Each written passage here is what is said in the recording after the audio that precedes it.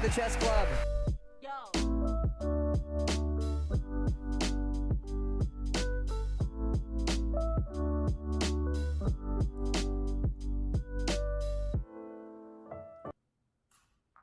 Good morning, everyone. Welcome. I've missed you. It's been a long weekend. But we've returned. How is everyone? Hopefully good. Hopefully you are vibing. Hopefully you're rocking and rolling. I know I be doobie doo. So we'll vibe together. We'll rock and roll together and go from there. I will say at the outset. So tomorrow we get the launch of two games, X-Defiant and Hellblade 2. I've already been allowed to say that I'm reviewing Hellblade 2, but I cannot talk about it. So before anybody asks, we can't really chat about it. I know some people are they come in and they want to ask coy questions and be like, blink twice if this, or don't not say this, but negatively. It's like, I'm going to be a good boy. We're not going to do it. I'll have plenty to say tomorrow, stream on Wednesday. I'm sure there's going to be a lot to talk about, but as for this, we don't know. Yeah. Not sure what's happening on Twitch, but it says you've been streaming for 72 hours. Oh. That's weird. I don't know how that happens. That's odd. Have I finished it? All I can say is that I will have a review going up for the game when the embargo lifts. That's all I can say. Anyway. Hi, everybody. Saw the Hellblade trailer today? Yeah, I mean, I guess we can do this as a mini segment, I guess, if it works. New segment. That was horrible. So yeah, you're right. They did drop a Hellblade 2 launch trailer. And the whole thing with this game has been a little strange because they haven't really done any marketing, any aggressive marketing. It's only been in the last 7 days in the lead up to the launch that they've done any marketing at all. So it's been interesting. It's been really, really interesting. And you read the comments, people are saying that it looks beautiful. Unreal Engine 5 is a sight to behold. My 4090 is pleased, all that stuff. And I don't think I can play it because it's copyrighted music, so I'll keep it muted. But without a doubt, this is going to be a graphically stunning game. I don't think any of that is in question.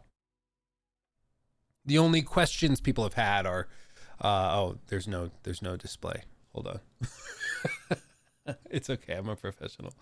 Why isn't the screen capturing?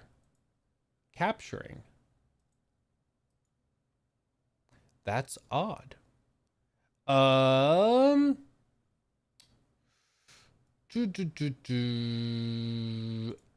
Here, let's do this and then this. There we go. Yeah, it's a Monday. Sometimes when I restart the PC, the capture card gives up and makes me it's on a different input. It's weird.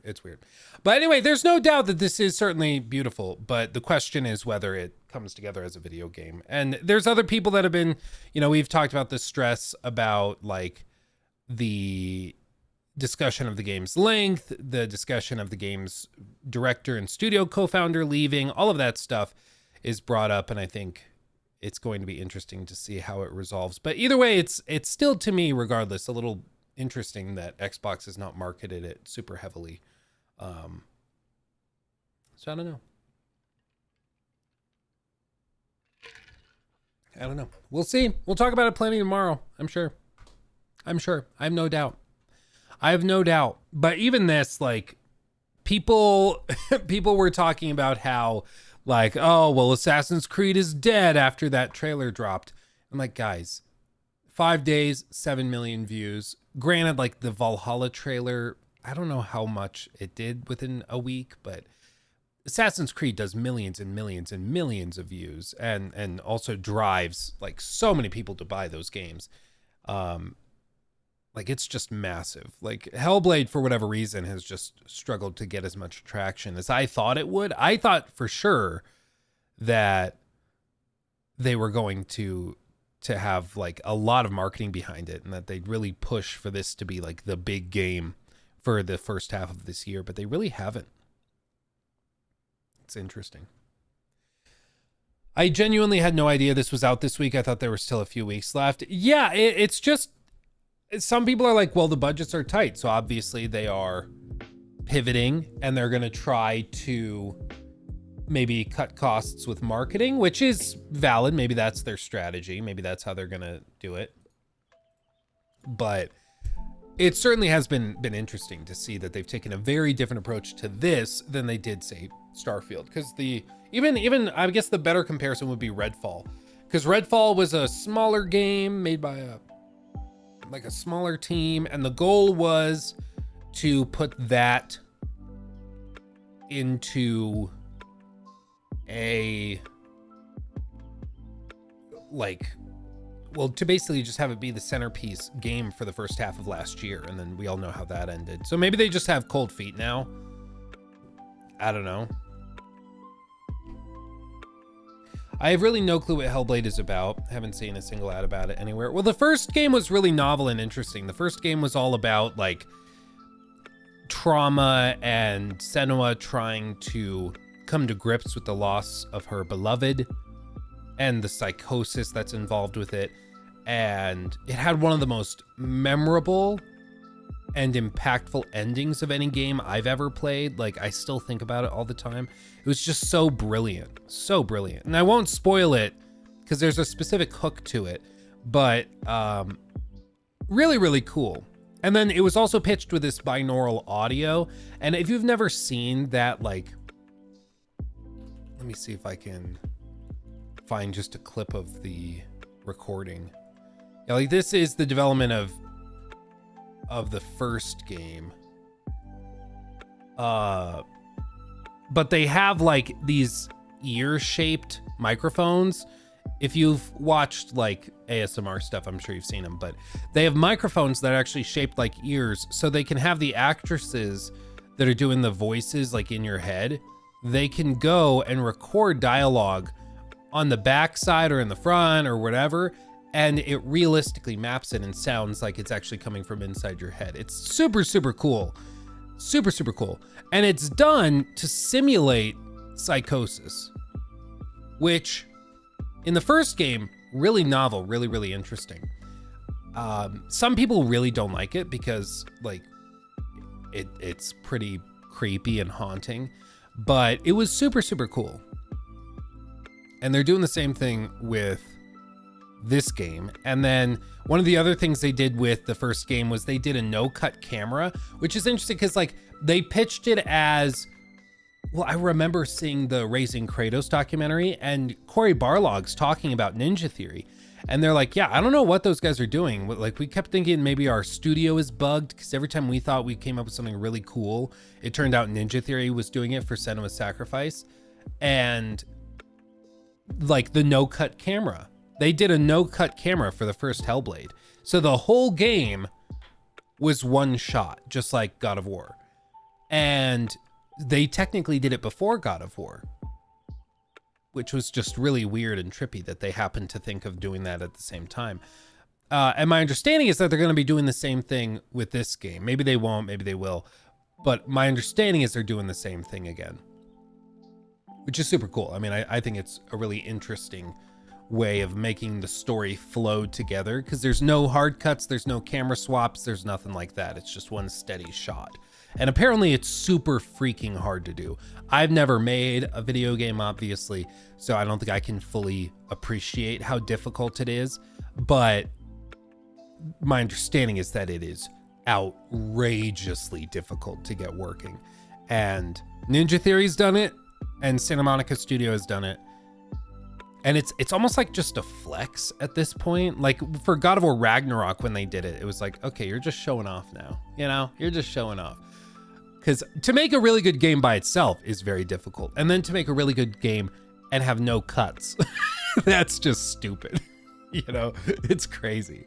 It's really, really crazy. But yeah, there is no doubt the team at Ninja Theory, wildly talented, and they know what they're doing. Now, the one thing that I had just totally forgotten about, frankly, that I think was perhaps fair to bring up was the live service game they did. Because I totally forgot about it. They did it like right at the start of COVID. So you see acquisition by Microsoft. So they did Bleeding Edge. And it was really weird. So they did Hellblade in 2017. And then they did Nicodemus Demon of Evanishment, which is a location-based VR experience. I have no idea what that means, but apparently this is it. It's like a game they made for companies that do VR stuff, I guess. Very, very weird and trippy, very experimental. And then they did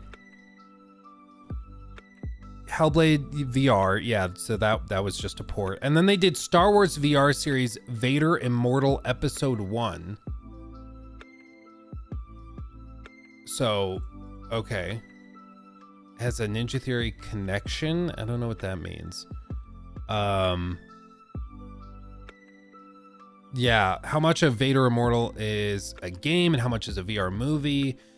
And it just apparently is like a really cool experimental thing that's meant to just flex like high-end graphics, but I don't know, did anybody play it? Did anyone try this? It's a pretty good game. I don't know. I remember hearing about this, but again, it's like at this point 6 years ago. So they did other stuff. And this is where I've been wrong, where I thought I just spaced they did all this stuff. I thought they did Hellblade and then started working on Senua's Saga, Hellblade 2. That's not the case. They were doing Nicodemus, Demon of Evanishment, the VR port, Star Wars VR. Then they did Bleeding Edge. And then they did Hellblade 2. And my understanding is that Ninja Theory is like 80 people. So they're not working on 5 games at the same time with 1,000 employees. Like, that's not what they're doing. And you can see, I mean, it was not reviewed super highly. It was released on March 24th of 2020, received mixed reviews, and on January 28th of 2021, less than a year later, they canceled all future development on it. And I mean, if we look up footage, I remember seeing some like clips of this. And like, I don't think it was, it's not the worst live service game I've ever seen. You know, I've seen a lot worse, but it just seems like it did not come together in the way they were hoping it would. So the team that did Hellblade, the first game, did a bunch of VR stuff and then tried a live service game that catastrophically failed. And now they're trying to do Hellblade 2. And in that time period, also the founder of the studio left and all of that. So it's not a given that it's like the same team necessarily that did the game back in 2017. They've tried a lot of other stuff that didn't go so hot, and now they're trying to come back to this. So I'm, of course, optimistic. You wish them the best, but I do have to correct myself. It is not that they've worked on this for 7 years. They've worked on it for probably like 3 to 4 years, because they were working on it. They were working on the live service game, and then they pivoted off and started on this. So I don't know. Overwatch with swords. That's kind of any hero-based live service game. it's Overwatch, but with an insert whatever it is, you know. Didn't Hellblade pre-production start right after 1? Like they had a small part of their whole team start on Hellblade with the rest of the team working on different projects. Yeah, like one of the big things that they talk a lot about with, let me just look up their actual YouTube channel. So one of the things they talk a lot about is like the crazy level of detail they've gone to with creating all the costumes. So like the hair, the costumes, the makeup, all of that stuff, they're physically making, and then they like scan it and take pictures of it and stuff to put it in the game. So it's not like they have artists actually drawing it in ZBrush and stuff. They're actually crafting it in real life, and then they bring that into Unreal Engine, which is super, super cool, but it's freakishly time consuming and just hyper involved. So I have no doubt that they had a few people working on like costumes, working on scanning like rocks and boulders and stuff, and they were doing stuff like that for a long time. But in terms of like actually making the game, the actual development of the game, it's probably been like 3.5 years, most likely, from what I can gather. Because again, it's 80 people. Full production for them is like 70 people probably working on it, like actual developers. Because I'm sure there's office staff, administrative staff as well included in that number. So like that's super cool that they're physically making the costumes and stuff. When I toured James Cameron's studio and private collection of stuff, they were showing us the costumes and stuff they made for Avatar, and like all of the costumes, all of the stuff in the Avatar films, even though a lot of it is just digital, if not like all of it, it's all physically made. Like they have the actual costumes at the studio that they physically made and then scanned in and turned into actual stuff. And apparently that's just how oh crap, what's the name of the studio? I can't remember the name of the studio that they work with. I'm blanking on it, but that's the studio, the special effects studio that does all the stuff for Avatar. They are known for doing it very similar to this, where they make it Weta. That's it, Weta. Thank you. Yeah, they physically make the costumes, the materials, the weapons, all of that stuff, and then they bring it into the software for the actual production of it. So it's super, super cool. And no one's doubting that. Like the level of effort that's gone into physically making the clothes that the actors and actresses wear in the game, it's outrageous. It's super, super cool. Does that necessarily make a good game? No, but it's still wildly impressive, you know, it's still wildly impressive. Yeah. It's the dangerous thing where we all fall victim to it sometimes, where you can look at a studio that's doing one thing that's super freaking cool, and then you want to infer from that everything else will be super cool, and that's not a given. Those do not follow. Like, just because a studio has the most impressive graphics in the industry, that does not mean the game will necessarily be good. Just because the game or the studio has, you know, some amazing voice acting talent, that doesn't necessarily mean that the game will therefore be good. You know, you have to have a lot of pieces work together to have a good game, and it's a lot harder than it might initially be apparent. Do you think if they pay streamers to play it, they finish the whole game in one session and then potential buyers not buy it? Kind of a lose-lose. If the game is as short as people have suspected it is, and streamers get through it in one session, like looking at the first game, I'm trying to, like, if I watched a streamer play the first game, I'm not sure if I would buy the game. If it's on Game Pass, maybe I'd still would try it, but the first game at least was very cinematic and very linear. And so it's like, if you watch it as a movie, you've kind of gotten everything it has, you know? So I don't know.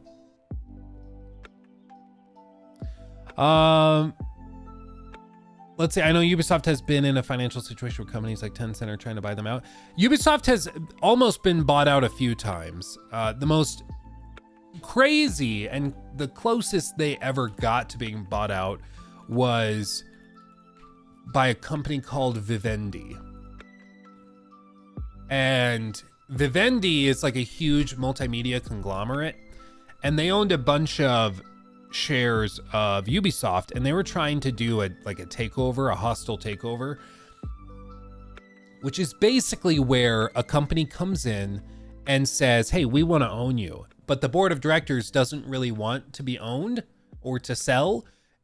But the company still says, yeah, well, we're going to just buy up enough shares where we get a controlling say. And then once we have the controlling say in the company, we'll just vote to sell fully to us. And then we're good, right? Easy peasy. So there were all sorts of things that Ubisoft did to try and avoid that back in like 2014-15 when this was happening. And it was pretty hectic. It was pretty crazy. They sought out other big investors. So they sold shares to Tencent. They sold shares to the Canadian Ontario Teachers Pension Plan, which owns 5% and 3% respectively. Like, they basically just tried to find as many big groups of institutional size investors to buy chunks of their company as they possibly could, so that then a company like Vivendi couldn't just go and buy out the teachers' pension plan, shares of the stock. So they tried a lot of stuff, but Ubisoft has been close a few times to getting bought out. Yeah. The length of a game certainly doesn't affect its quality, but I think gamers want long games, so they feel like 70 is more justifiable. Yeah, if you're going to charge 70, you gotta have more than, I think, a few hours. The perception is if your game is short, it better be cheap, even if the quality is great. Just in the industry, we've seen many times before, we've seen that it doesn't tend to end great when you price a very high production value game, but you price it aggressively and hope that people just go along with it. It just doesn't tend to end super well. I've seen a lot of comments in social media saying they'll subscribe to Game Pass just to try it out. Oh, try Hellblade out? Well, that's good. That's exactly what they want. I mean, that's exactly what they want. That's what they need. But we'll see. I mean, I think they're obviously trying a less aggressive approach. They're letting people just discover it, and they're doing some marketing and some stuff with it, but not a whole lot. And so we'll see if it actually, if it makes a difference. Maybe this is going to be more successful because they'll save money, and the people that buy it and play it will actually really be interested in it. So they're not going to get a lot of people trying the game that were never going to like it and then that bash it as a result. Maybe that's the strategy. I don't know. Yeah, The Order. Oh yeah, dude, rip The Order. I still think, like, I guess we do this as a segment just because I like talking about it.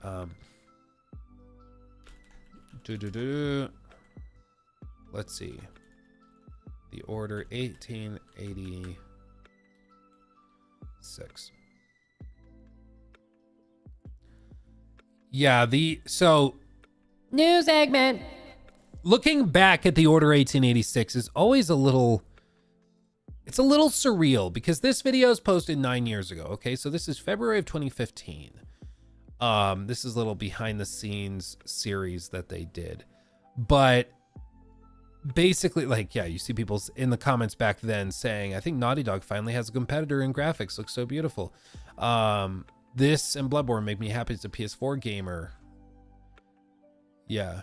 I want the haters to try and make a game like this. I give you 20 years, even if you finish a quarter of it. And like, hype was really, really high. People were super, super stoked because we got all these developer blogs and stuff, or vlogs, I guess, where they were showing the actual process of building it. And, it looked crazy. Again, think back 2015, what kind of games we were getting around back then. This was relatively early in the PS4 generation. And we're getting games that look like this. It's crazy. It's just wildly impressive. And the devs were being transparent and open. Everybody's got their hopes really, really high. And then people, started to hear rumblings that maybe the game was a little bit shorter. Maybe it was not as long or as epic as they were hopeful. Maybe the gameplay wasn't as good as they were hoping it would be. And then when they eventually got it, the game was way shorter than they thought it would be. I mean, the game was very, very short. How long to beat? The Order, 1886. Yeah, according to How Long to Beat, about 7 hours. About 7 hours. Now, you can have a good game that's 7 hours long and that's full price. It's possible, right? But it's got to be some pretty great 7 hours, right? I think my original run was like 6 hours. I didn't even get to 7 because I think if you were decently good at the combat, you could just breeze through it. Yeah, it was just way shorter than you would have thought. Way shorter. And it didn't feel like at the time they were that transparent with it. What I want to know is, what did they charge for it initially? Maybe I can do like the Wayback Machine on the store listing or something. Wayback Machine. Was it full 60? I think it was.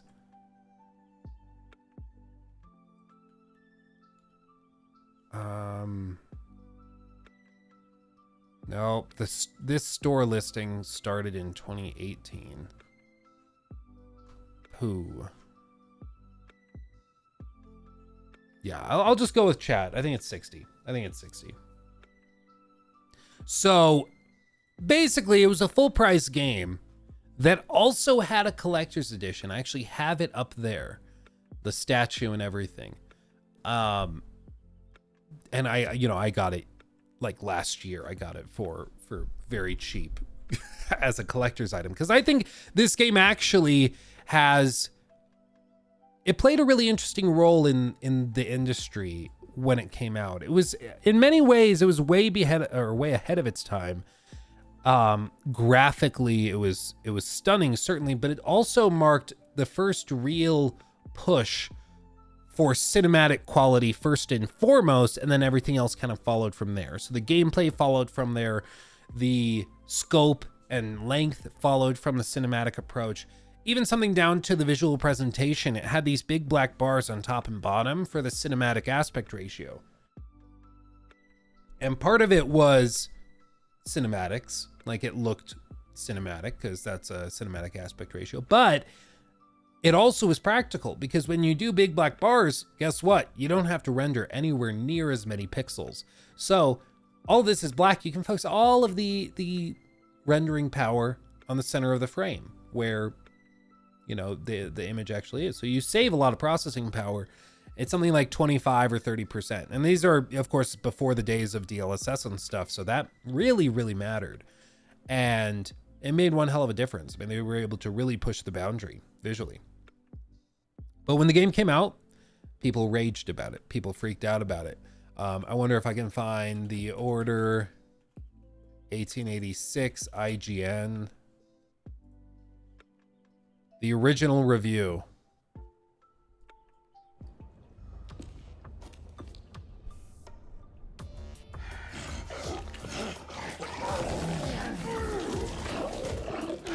It's pretty impressive, even for today, a smooth transition like that.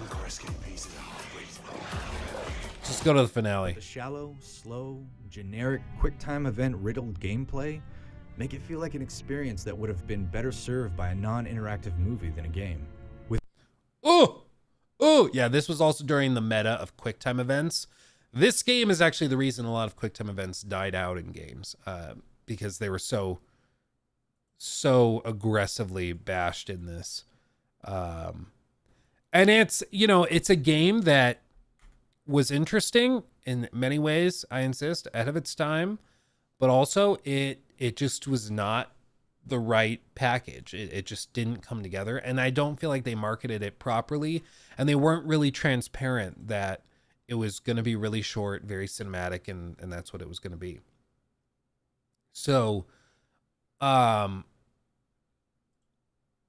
but that being said, it's crazy kind of how it went. After that happened, Respawn, or not Respawn, the developer, which was Ready at Dawn, they were bought out by Oculus, who were then bought out by Meta.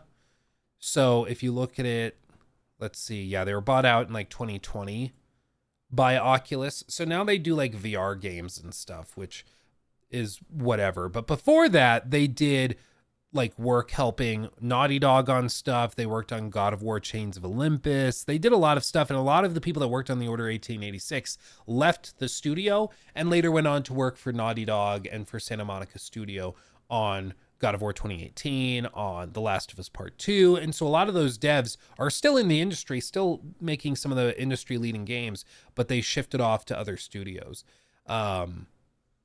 which is super, super cool. But unfortunately, in like April, the studio was hit hard by layoffs. They lost about a third of their employees. And so it's definitely not the same company that it was back in the day. But a lot of the people that worked there ended up going on and working on other huge games that you certainly have heard about. But it was a type of game that was very, very experimental, very different, very weird.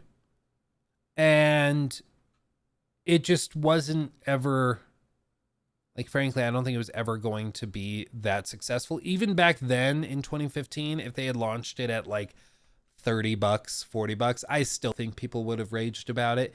It's just gamers don't like the pitch in the modern day, even back in 2015. The pitch of buy a game and only get 7 hours out of it and basically no replay value, that's just not enough for people. I know if you go back to the mid 2000s, a lot of games back then were 7-8 hours. That's true. And we all were happy with it back then, but it's not back then. People have different standards now. And when they buy a video game that they are really enjoying, they want something longer than 6-7 hours, typically. Some people can put up with it. Some people can tolerate it. But I know for me, like, I played the Order 1886 again, maybe last year or the year before. And it felt like the whole game was the prologue. And as the credits rolled, that's when the real game would start. But the problem with like short games is like, okay, you got a taste of it and you liked it. Now you got to wait 5 years for the next one. And it's always going to frustrate people, you know. It's always going to frustrate people, I think. But in many ways, it was more of a tech demo than anything else. I mean, when you play it, it's like you get a cool weapon, you use it once in a sequence that they showed in the trailer, and then you never touch it again. And it's like, okay, that was cool, but it feels like you just didn't ever really do anything with it, you know. And that's a lot of the game, unfortunately. But it was a super unique setting, super unique story as well, and it just wasn't ever given the chance to really excel, unfortunately. I would love to see like a re-release or remaster or something of this. I think that would be an easy way to make some quick cash. Imagine like a PC port of this for $30. I think people would buy it. But it's just, it's trying to do something that now we see studios like Ninja Theory doing, where they're trying to put out games that are shorter but are much more cinematic and higher quality. Of course, this shares a lot of parallels, I think, with Hellblade, where it's the game with the cinematic aspect ratio built in. It's trying to be very cinematic, first and foremost, focus on the quality of it as opposed to the length of the experience or the gameplay and things like that. And there's certainly a group of players that can connect with it, but there's also a lot of people that will probably find it to just not be for them. And the question is just how many there are. Is there enough people to get it across the finish line, get it where it needs to be financially, or are they fighting an uphill battle, you know? You don't know. You just don't know until you know. Days Gone remake would be nice. Maybe not even a remake, but we already got the PC port, like. Let's see. Daniel, thank you for 13 months. Will it take a beast of a computer to play Hellblade 2? And do you recommend playing the first one? I recommend the first one. I mean, it's a lot.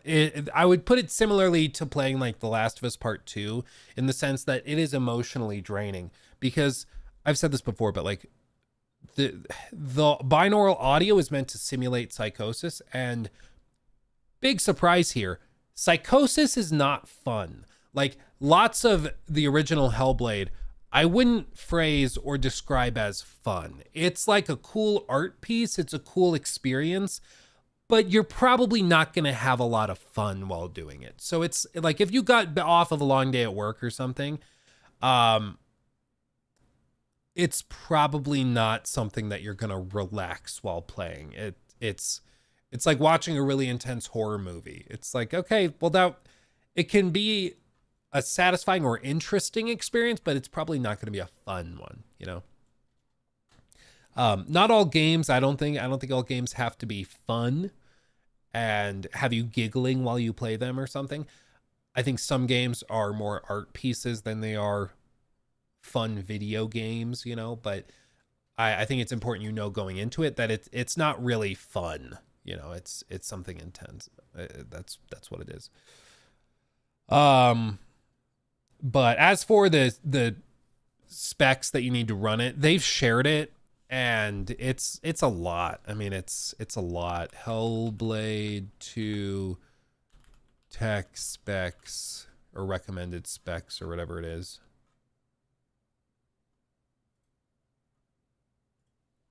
Let's see. Come on. There we go. So like system requirements. So this is what they shared. My understanding is that these are all for 30 FPS. They don't say that on the sheet, which I would imagine is because it's 30. If it was saying 60, like target 1080p 60 FPS, I think they would say that. So my understanding is that this is for 30. That being said, to do medium at 1080p, they consider medium to be 1080p. They're recommending like a 2070 or a 5700 XT.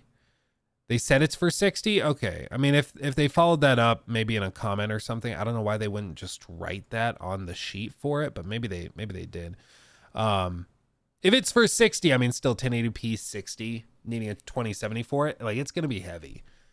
It's going to be damn heavy. Very high, playing at 4K, maybe 60.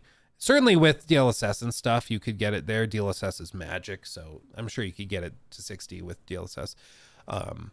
And I think with DLSS 3, it by default comes with frame generation. So if it has frame generation, you're going to get 60 if you have it. But for that, you need like a minimum of a 4080. So it's an Unreal Engine 5 game. It's damn heavy to run, but it looks fantastic. I mean, that's always been the story of Unreal Engine 5 is it looks amazing, but you're not running that on a 10-year-old computer. I mean, it's a modern engine in the purest sense of the word, you know.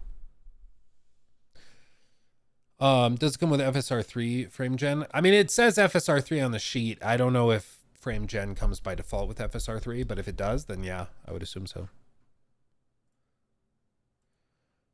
I need BioWare to show up to Summer Game Fest and blow my socks off the next Mass Effect. I mean, it technically is supposedly still coming out this year, so I'd be shocked if it's not at like whatever EA's event is going to be. Whether they do it through Jeff Keighley or do their own thing. I mean, I'd be stunned.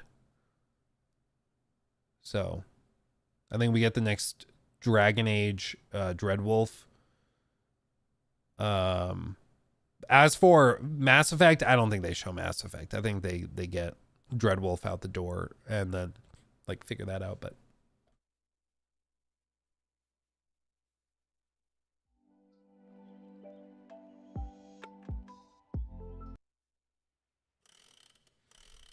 yeah. Mr. Matty Plays watched a Hellblade 2 trailer in his Peloton. So he's like on a Peloton and then it played an ad. I guess I don't know enough about Pelotons. Is that normal? Do they play ads while you do stuff? You buy like a $1,200 bike and then it plays an ad? Or like, was he watching YouTube and YouTube played an ad? Because I was imagining it like you boot up, you're doing a workout, and then the person leading the workout class is like, okay, and wait just a minute. while we wait for an ad from our sponsor. Peloton? Peloton. Should I say it like a Coloradoan? Peloton.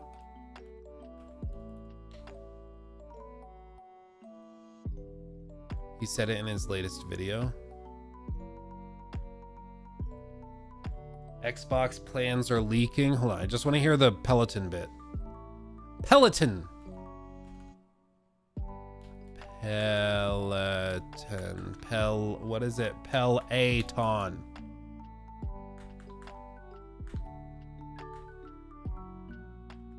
Okay, that's not showing up. Is it this video or is it a different video? Pelican.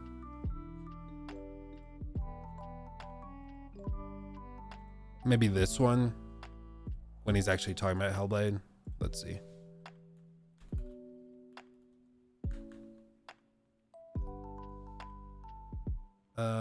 Okay. Nope. Okay. I don't know. The UFC no longer uses them. I mean, I remember looking them up, but they're like really expensive. And they also are like, I don't know, you got to have a monthly plan for it too. Otherwise it's just like a stupid bike. And it's like the treadmill's like $6,000. The bikes are like $1,500 to $2,500. And I'm like, I don't need a screen. Like I have a tablet. I can use an iPad or something or my phone for the video. Like just give me a bike. And it's really hard to justify spending that much for a bike when you could get like a regular exercise bike that functionally does the same thing for like 500 or something. You know, I don't know. I struggle to justify it. And you guys know me. I love spending money frivolously. It's one of my passions in life. I mean, look at all the Lego sets and stupid stuff I have. I play Warhammer for God's sake. Of course I love wasting money, but even for me, Peloton is just a little bit too much, you know? Even for me. Even for me. Yeah. Okay. Yeah, I mean, I gotta spend that money Ubisoft pays me to suck up to them somehow. There was somebody commented on like my video on AC Shadows. And they're like, the fact that you're not calling for boycotts proves that you're in their pocket. I was like, what are you talking about? Like, what? Jesus. It's like, is that the standard now? It was just crazy. It's like, bro, you need to chill. Yeah. I arrived right as you said you play Warhammer and love wasting money. This stream is going to be interesting. Yeah, I mean, it's a problem. You can't play Warhammer without burning money. Once I got a 3D printer, it became easier because like I can just 3D print the niche models that are stupid expensive. Because like, let me just show you these, then we'll get back into gaming. Let me just show you these. Like, open the display cabinet. So,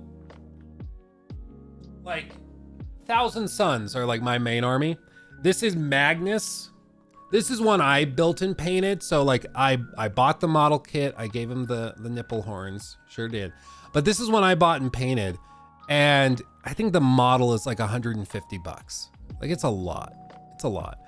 But I built him. He's like the big guy, the big boy for the army. This is like the centerpiece of the army, right? And then this is a Vortex Beast. Now I found this on eBay when a guy didn't really know what he was selling somehow. But it's beautiful. But this thing, until very recently, was sold out everywhere. Everywhere. And if you wanted it, because he was one of the really powerful models in the army, if you wanted it, people were selling them for like $300 for one of these. Like unpainted, unbuilt, like 300 bucks. This thing's probably, during that time, was probably worth like 400 or 500 bucks. I could flip it for. It was outrageous. It was stupid. It was stupid. But once you have a 3D printer, you just 3D print one. They technically will throw a fit if you try to play with it in like a Warhammer store or like a tournament. They won't let you do that, but who cares?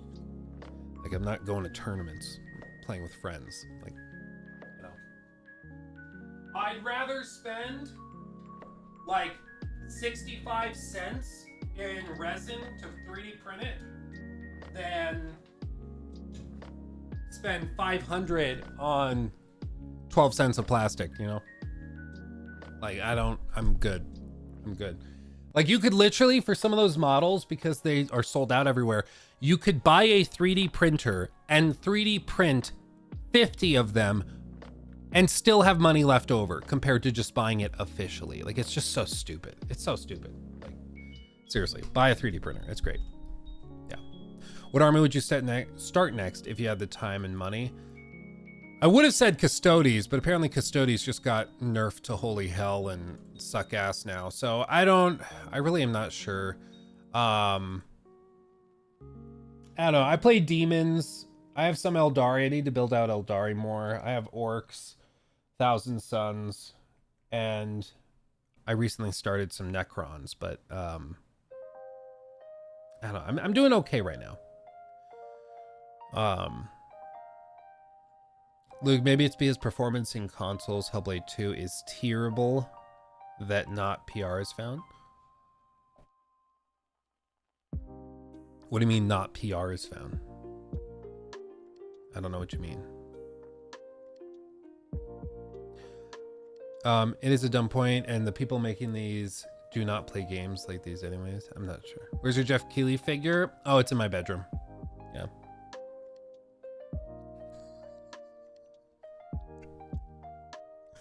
Any recommendations on 3D printers? Any cubic is what I have, and I'm a fan of it. I'm a big fan. As for like filament printers, my Bamboo Labs X1 Carbon, it's expensive, but geez, dude, it's straight magic. That face, 3D printed. It did that in like half a day. This thing back here is for the D&D campaign we're doing. It's not fully assembled. I gotta glue some stuff still. But this is like a whole tavern for a mission thing we're doing. It's 3D printed this.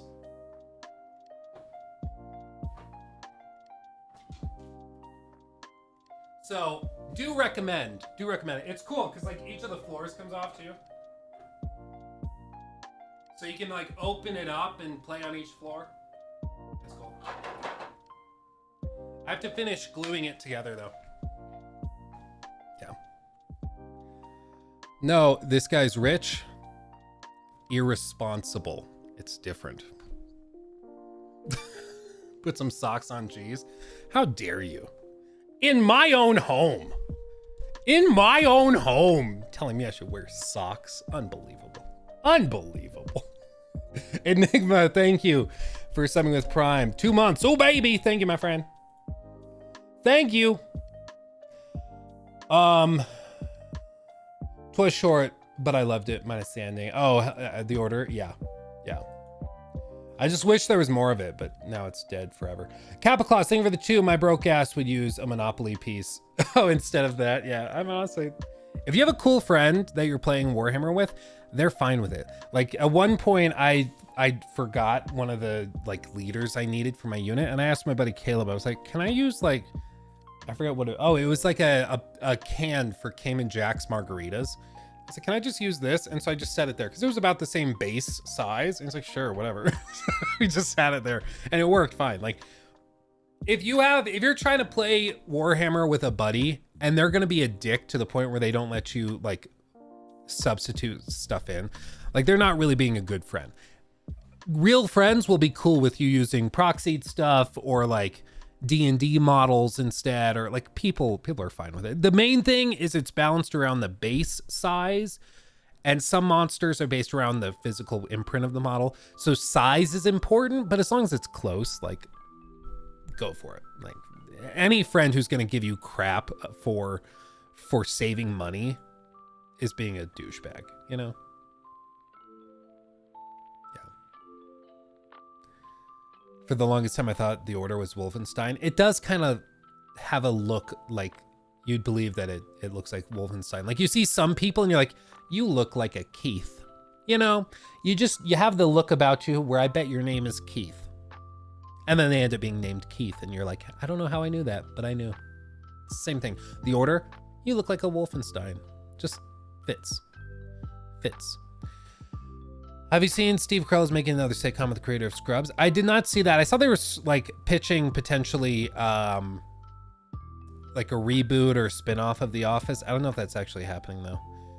I think they should leave it be. I love The Office dearly, and those reboots never end well, you know? Never. Same with anyone named Hunter. Yeah. Or Kyle. You look like a Kyle. I know some Kyles, and you know, you see them and you know it. You know it.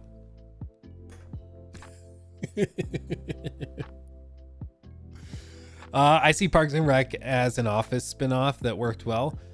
I mean, it's made by the same producers, same style, certainly, but there wasn't any like crossover with characters or anything. I mean, they even cast, what's her name? Anne, Rashida, I want to say her name is, maybe, but they cast her and she was in The Office, and then she went and did Parks and Rec, and so, you know, I think it worked well. The last season of Parks and Rec was really weird though. And now it's really weird because I think it was set in like 2020 or something. Because at that time it was like 10 years in the future or whatever it was. And it's like now we're there and it looks really funny by comparison. Rashida Jones. Yeah, there you go. Was it really set 2017? Is that what they did? It was like 5 years in the future and they're all using like glass tablets and stuff. It was funny. It's like, oh, yep. This is why anytime anybody tries to do like a future thing in any story, it just ends up bad because it's like, you're never going to be right. I think, honestly, Detroit Become Human probably got it the closest that any show or game I've seen recently has tried to do it. Because I fully expect the future will be painfully similar to what it is now, just with some new gadgets and stuff. So I think like eventually we will get the Android personal assistants and stuff. I mean, the stuff you're seeing OpenAI do, you put that into a humanoid body and it's able to do like day-to-day activities.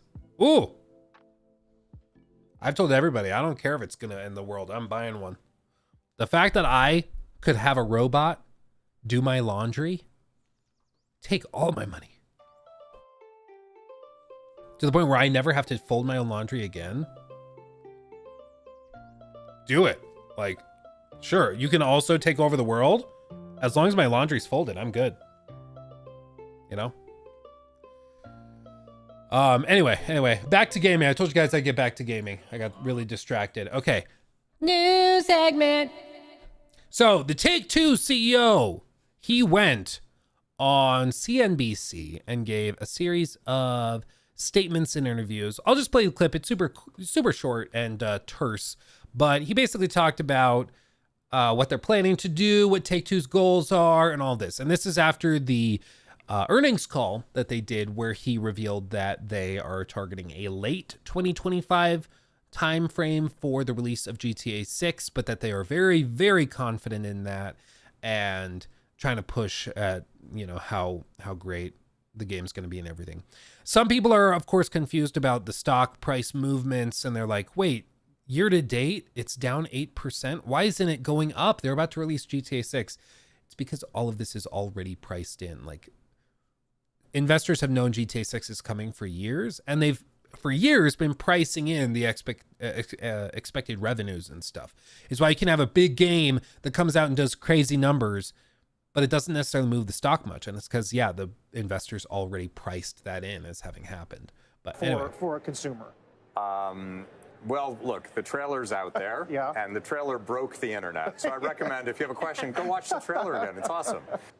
How do you know creatively what the timing is going to be? Is it a judgment call? I mean, is it an obvious logistics call? Talk about the timing of the release. There are elements that you can actually measure. For example, the number of bugs in a title, and you know, every one of us will make sure that we have as few bugs as possible before we launch. However, in the case of an extraordinary title for which there are extraordinary expectations, it's not really about bugs. It's about creating an experience that no one's seen before. And Rockstar Games seeks perfection in what they do. Perfection is indeed hard to measure. It really is more subjective than objective. How confident are you in fall of 2025 in that forecast? I mean, you just gave the original, which was the full year, potential release in February. So what degree of confidence? Well, there is slippage in the industry, and we're not immune from that. However, we narrowed the timing because we are highly confident in that timing. So, highly confident in fall of 2025. You also have to factor in, like, when they announced early 2025 was their target, that was a big deal because that put it in one fiscal year. And how companies always work is that they have the fiscal year. Typically, the games industry, it goes from like April through March. And that's because they want to factor in holiday sales as part of the fiscal year. Whereas if the year ended at December 31st, some of the payments that might come in from retailers and other sources might lag after that. So they typically just stagger it by one quarter and the fiscal year ends in March. Easy peasy. And it also works because usually the summer is really slow for game studios and publishers. So you start Q1 really slow from April through June. And it's okay because that's just the start of the year. And then we look year over year and target month to month. But for them to go from one fiscal year to the next was a big shift and a big move because that puts, you know, the fiscal year completely out of whack and loses like billions of dollars of expected revenue just by moving the game a few months effectively. But that's all it really takes at the end of the day. But as you can see, I mean, the stock price has been pretty rock solid. There haven't been a lot of wiggles with it. If we look at, where's my, let's pull up the actual sheet for it. Amazingly enough, Yahoo, one of the few things it's still good for are financial charts and stats and stuff. It's really good. But I mean, you can see year to date, there's been a lot of movements and stuff. Even though confidence in GTA 6 has been rising, that doesn't necessarily refer or directly correlate to this because this stock price is based on the financial health of the company and all of that stuff. Similarly with these other things where you say like, okay, well back, 5 years ago, like the stock price in the last 4 years has not really shifted that much. And it's because, again, like when you're valuing a company, it's not just on one product, one big release. You're factoring in the overall health of the entire company.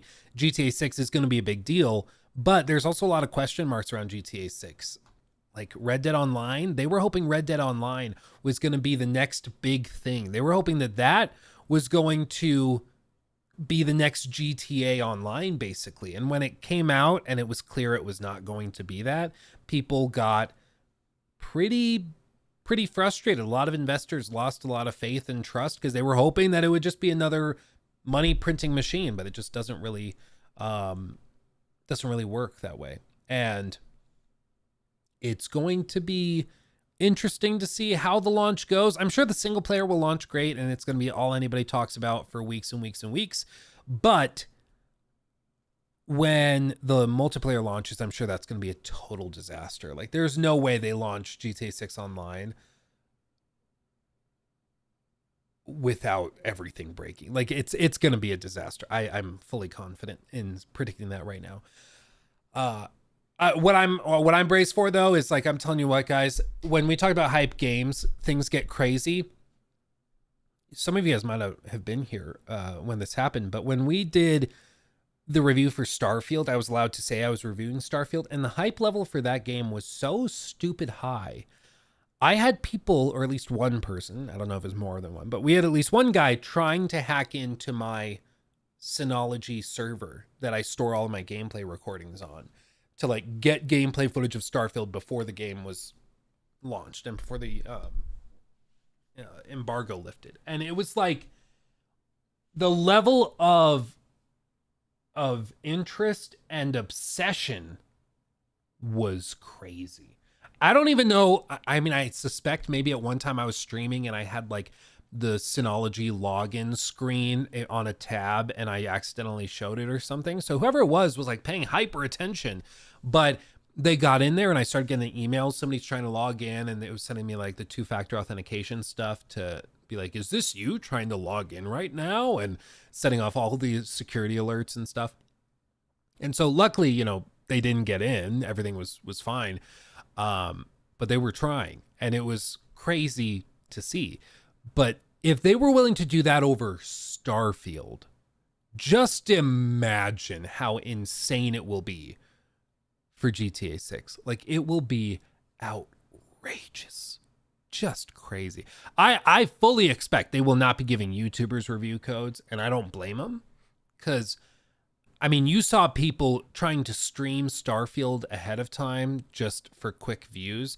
You even saw that. What was the other game we saw that with? Was it Tears of the Kingdom? I think people were trying to do that. A couple people got copies early and they just started streaming it. And then they acted like victims when they got like cease and desists and stuff. But there's all sorts of people that do that. So if any copies go out, I mean, I'm sure it's going to be a disaster. What I would not be surprised if they do something like digital early access will start 5 days ahead of time of the official launch, and then physical copies show up on the day. Because I think if they're trying to juggle physical copies, it's just going to be a nightmare. I used to work at Best Buy, and it was a problem where people, like I worked there when they launched, I think it was Spider-Man for PS4. I was working at Best Buy when they did that.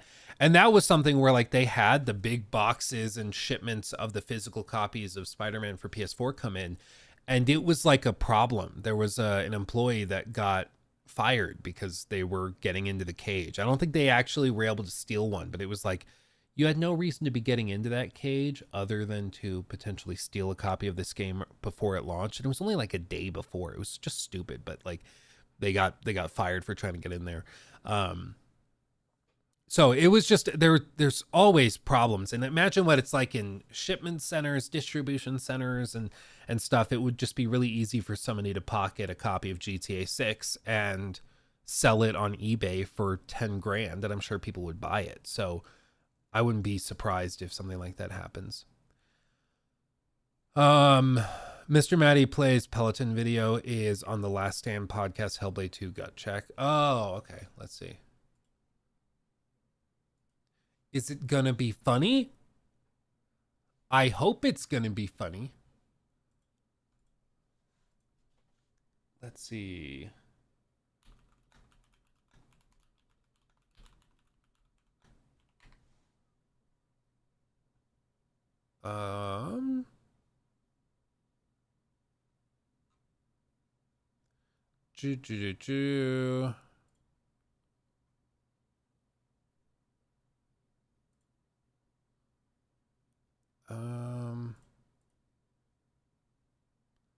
I'm trying to find it.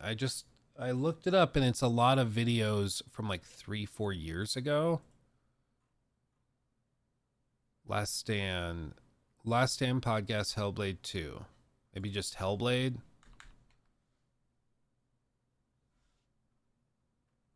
Like, am I crazy? 5 months ago, 7. Oh, look at that.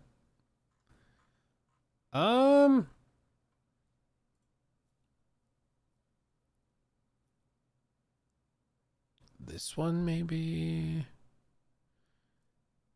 Defining Duke. No, you said it was the Last Stand podcast. Which one was it? Consolidation, The Hell and Back. Just the latest podcast. Not Sacred Symbols, though, from an hour ago. So the Defining Duke.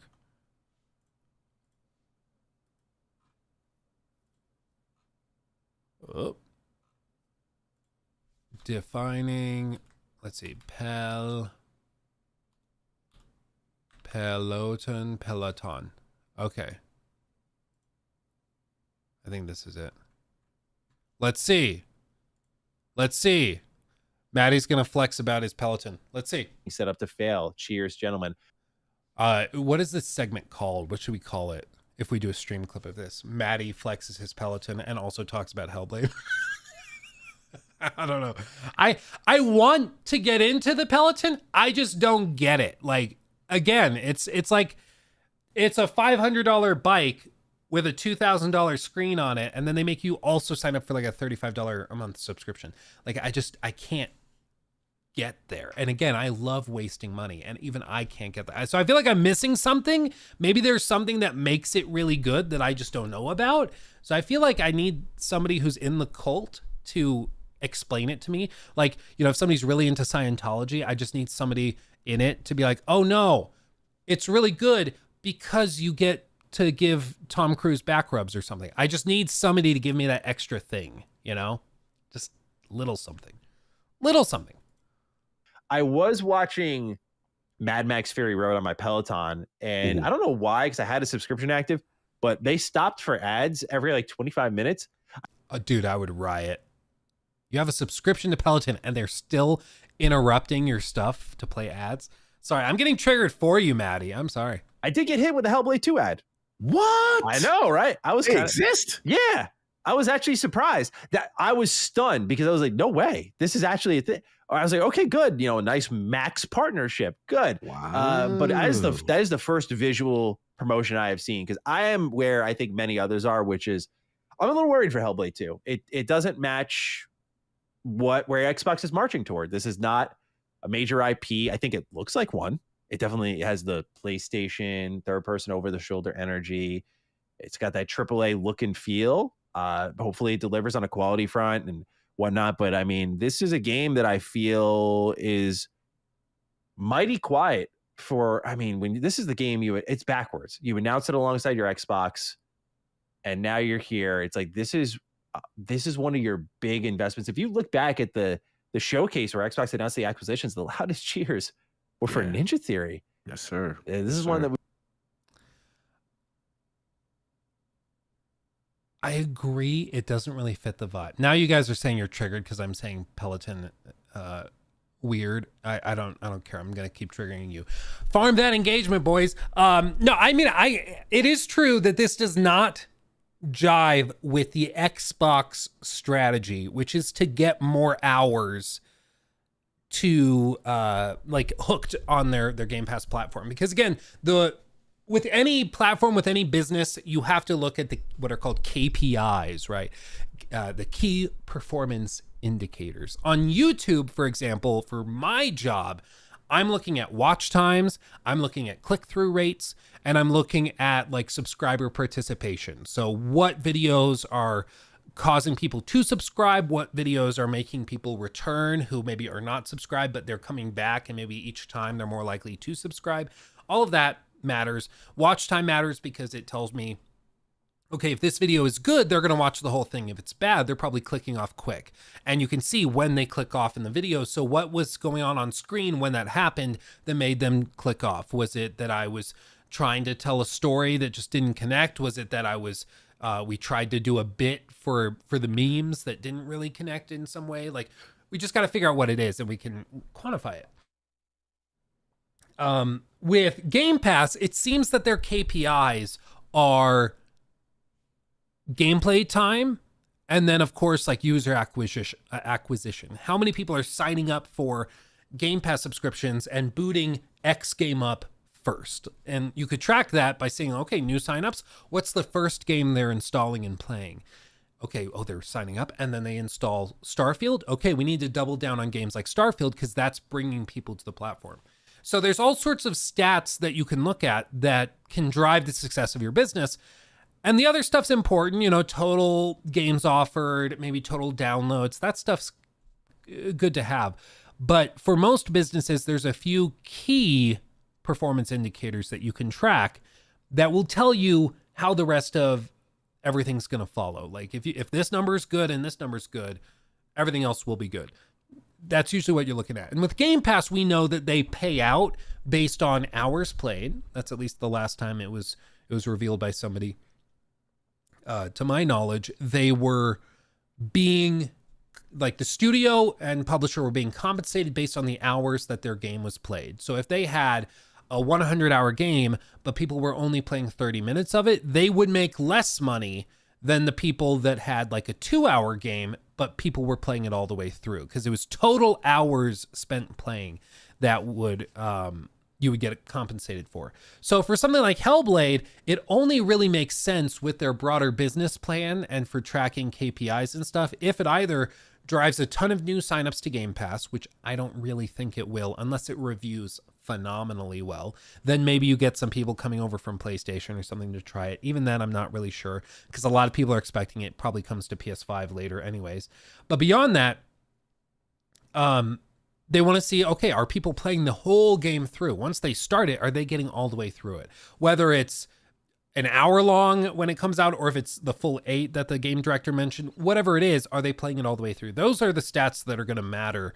But even then, I don't think it's going to be as good for Game Pass as like a Starfield, which even if people generally are not super stoked on it, they're still putting in dozens of hours. Maybe they put in 25, 35, 45 hours. They play through the whole thing and they're left like, at the end of it. That for them is still good because that was 45 hours you spent playing this game on their platform, and that's a win for them. Even if you didn't love it at the end of the day, you still were on their platform during that time. Swordfish Master on Twitch says, I think Xbox acquired Ninja Theory early when they wanted more prestige titles, but now they have figured out that hour played is more important. That's perhaps true, but you also have to remember that they bought Ninja Theory, I believe, in 2018, and Ninja Theory, we talked about this earlier in the show, but they are actually, interestingly enough, they developed a live service game shortly after they were bought out. So they were bought out in 2018. This is Tamim, who left the company shortly after the live service game launched. But they were bought out, and similar to a lot of other like ZeniMax acquisitions, they were bought out right as they were doing a live service game. And then they launched the live service game. It came out in March of 2020, was canceled less than a year later, and they abandoned it. And so Ninja Theory, this team that people think of like on the level of Naughty Dog, their last game was a catastrophically poorly received 6 out of 10 live service game that was abandoned in less than a year. So it's possible Xbox also bought them because they thought maybe there's a chance this live service game could be good and we could have a big old live service game that's super successful.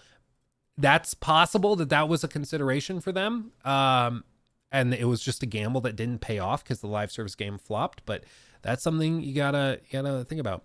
It's weird. Plague Tale Requiem is easily the best game on Game Pass. They should double down on those really popular modern titles. I agree. Plague Tale Requiem is phenomenal. It's phenomenal. I freaking love it. Ninja Theory just released a statement about the release of Hellblade 2, but it sounds like a goodbye. Really? Hold on.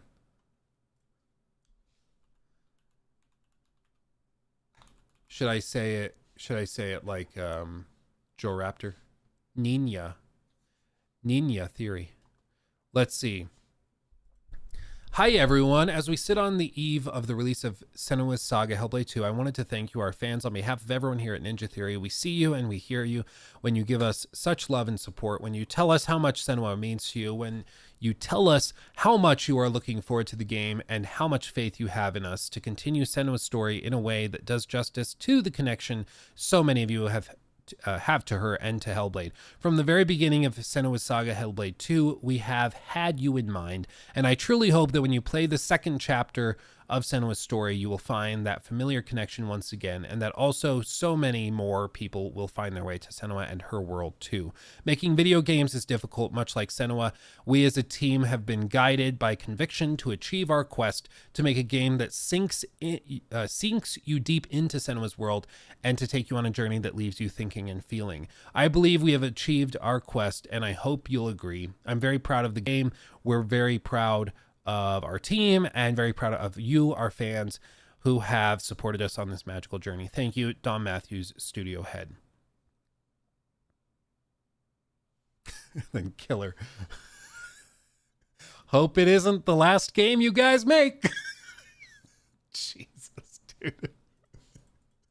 It does have a little bit of a vibe of like, we really hope you guys like it. Oh God. I don't know. We'll see. I will have lots to say tomorrow.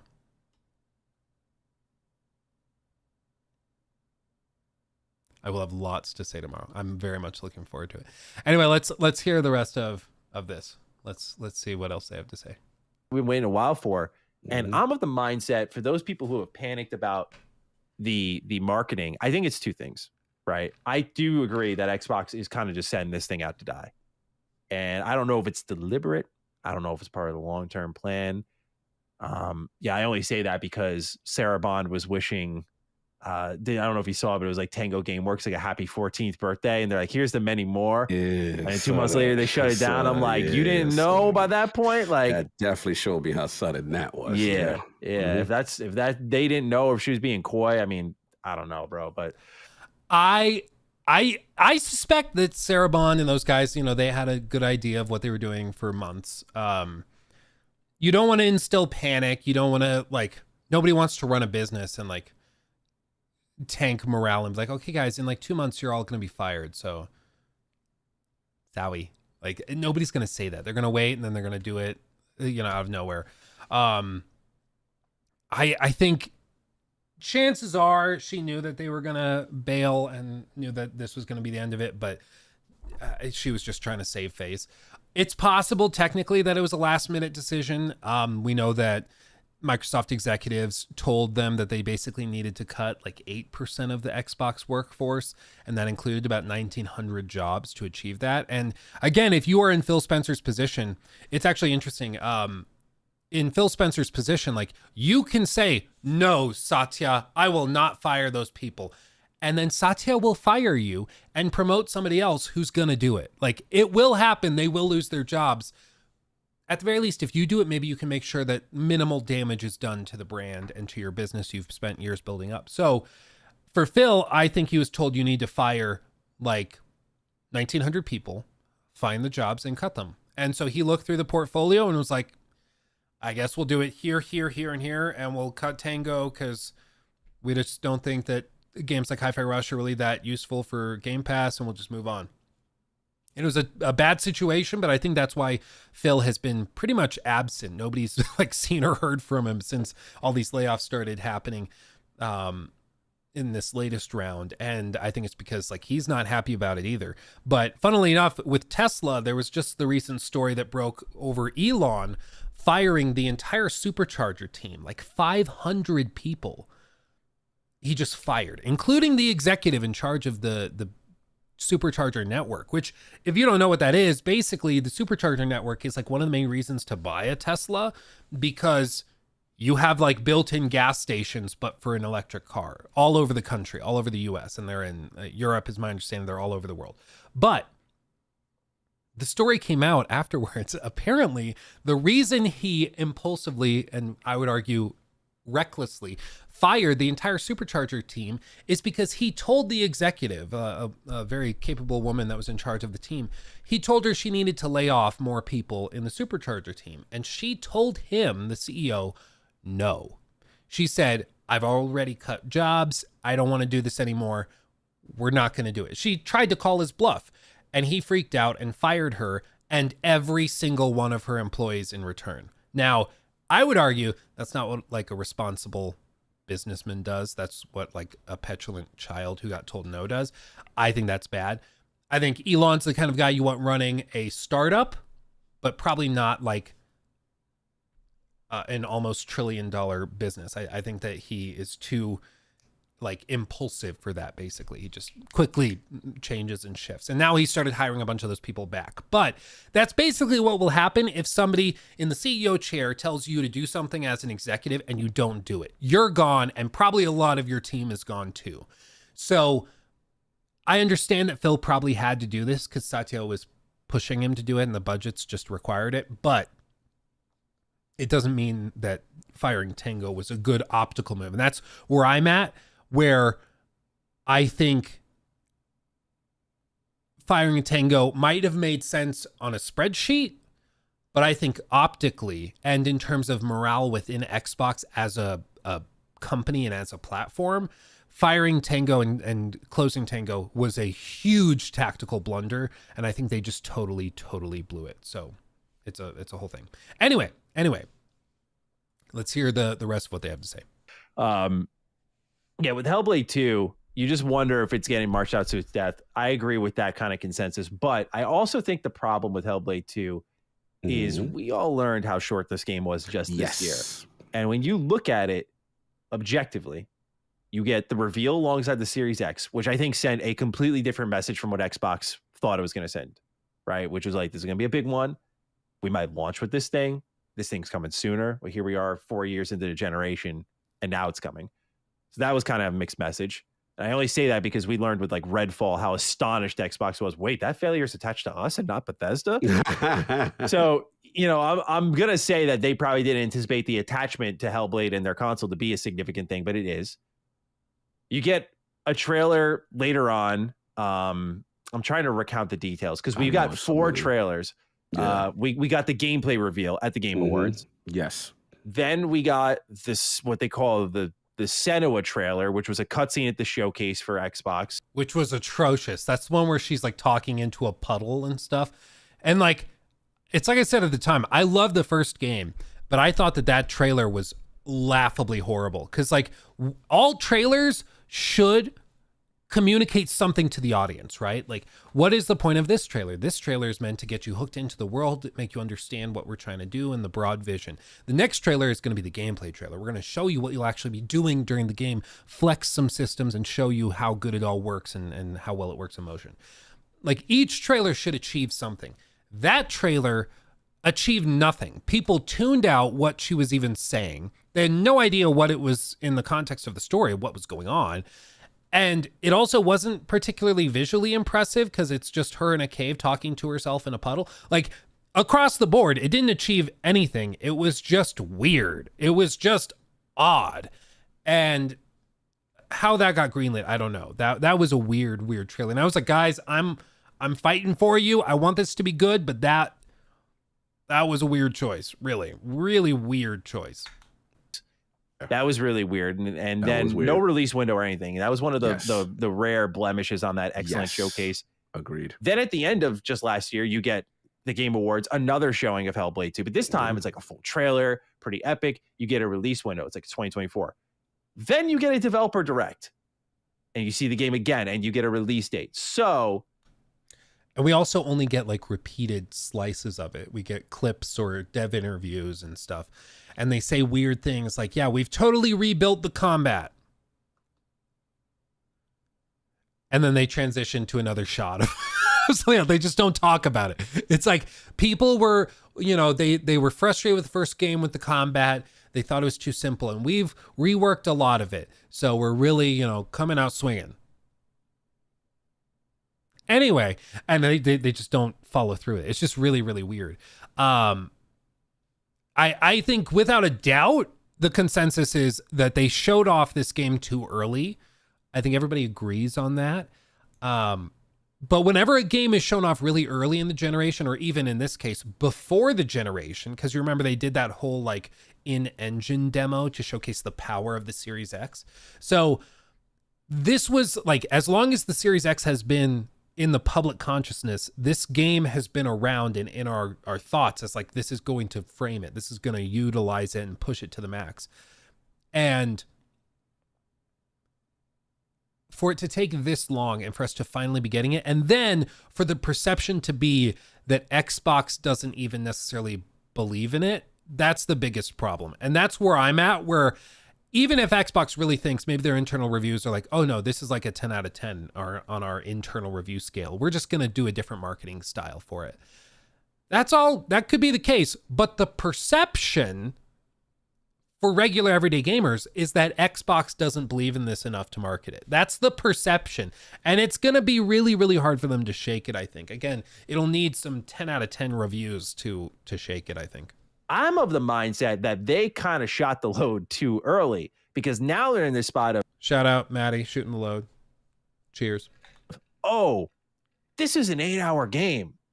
We don't have much new stuff we can show for this that's going to hype people up that we're going to be comfortable showing. At a certain point, with a game so tight and so small, and what seems to be many long walking segments, you can only show so much before you've revealed the whole game. That's what Joe Raptor said. I was I don't know if it was on the podcast or before the podcast or something, but I was asking him, I was like, why don't you think that they've shown like more trailers or something? Like, they're really absent. This is odd. And he was like, well, dude, because if they show any more, they're just going to show the whole game. And that's technically true. Like, it's technically true. So we did this little calculation on stream the other day where we were like, okay, so 60 minutes in an hour. And then I don't typically believe, like, typically when game directors say that a game is like 30 hours, it's actually like 25, or it's usually a good bit less. So even if we say like 7 hours, okay, 420, dab, that like 6-minute gameplay trailer they did is like a solid 1.5% of the total runtime. Like, we got a problem. And I feel like that is where they have kind of pigeonholed themselves, because Miyazaki said that Elden Ring was only 30 hours. I think technically, so I'm doing a new run of Elden Ring right now, and what's funny is like I just beat Radon this morning, actually, when I woke up. I was like, good morning, world. I'll beat Radon real quick. And I've only put like 11 hours into that. And I just beat Radon, which I don't know. Radon's what? Like maybe halfway through, maybe a little bit more than halfway through. And I like, I don't know. I feel like I'm making pretty good time. And honestly, I think if I wanted to like really push it, I could probably get through it in like about 30. But then again, I've played the game before. So I know roughly where to go and roughly in what direction this guy is. I'm like, oh yeah, and I can't get there until I've killed this guy. Okay. Oh, and I want to go down there, but that hole doesn't open up until after you beat Radon. That type of thing. I still smile thinking about his little bitty legs. Yeah, true. So I think a lot of it depends on how you play it. If you're going and doing all the side stuff, if you're grinding out all the bosses that are especially in the underground levels and stuff, because there's lots there. But like probably if you're Miyazaki or if you work on that team and you're really good at these games because you make them, you probably can get through it in 30. But if you're totally new to it, especially at launch for a game like Elden Ring, you have no idea what's going on. Elden Ring is one of those Soulsborne games that's so open. You can spend 5 hours just trying to figure out what you're supposed to do next. You run over here and you're like, well, I can't open that elevator because I need 2 halves of a medallion and I don't know where to get the medallion pieces. It's like there's sort of a riddle hinting where it should be. So I guess I could go over there and look for that. But like, it's very, very open-ended. You got to figure out where the hell you're supposed to go. And that's part of the journey. I've heard 2 arguments for it. Some people are like, no, you're supposed to just struggle bust through it and just wander until you stumble into the right thing to do. Somebody else, I don't remember who it was. I think it was on Twitter somewhere, but it kind of made sense to me. Somebody was like, let's be honest, when these games launch, we all talk in our communities. We're talking to our friends. Where did you find this boss? Where did you find that cool piece of armor, that cool weapon? Or we're looking up on guides and all sorts of stuff. And their pitch was that is an intended gameplay element. They're like, part of the gameplay of a game like Elden Ring is the community working together to beat it and to discover all of its secrets. They're like, that's part of it. And it's even reflected in the little notes that are left on the ground and stuff like that. And I was like, I actually really like that idea. The idea that like people working together is part of the gameplay loop that they've designed. Yes, they have all sorts of stuff hidden in weird ways that would be very difficult to figure out, but that's because they want people to work together. It's like, that's kind of cool. That's kind of cool. Yeah. The hive mind. Yeah, basically.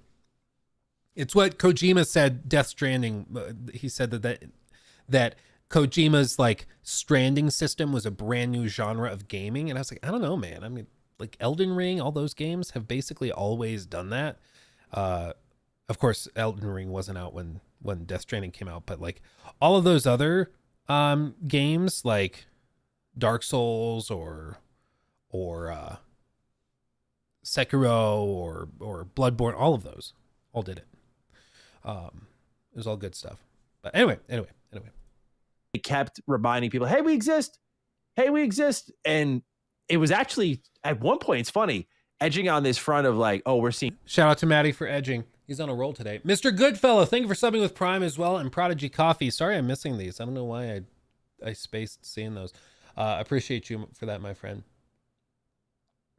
Did you see Hellblade dev give PR answers on FPS? I did not. If Brandon, if you have, I know that was like 45 minutes ago.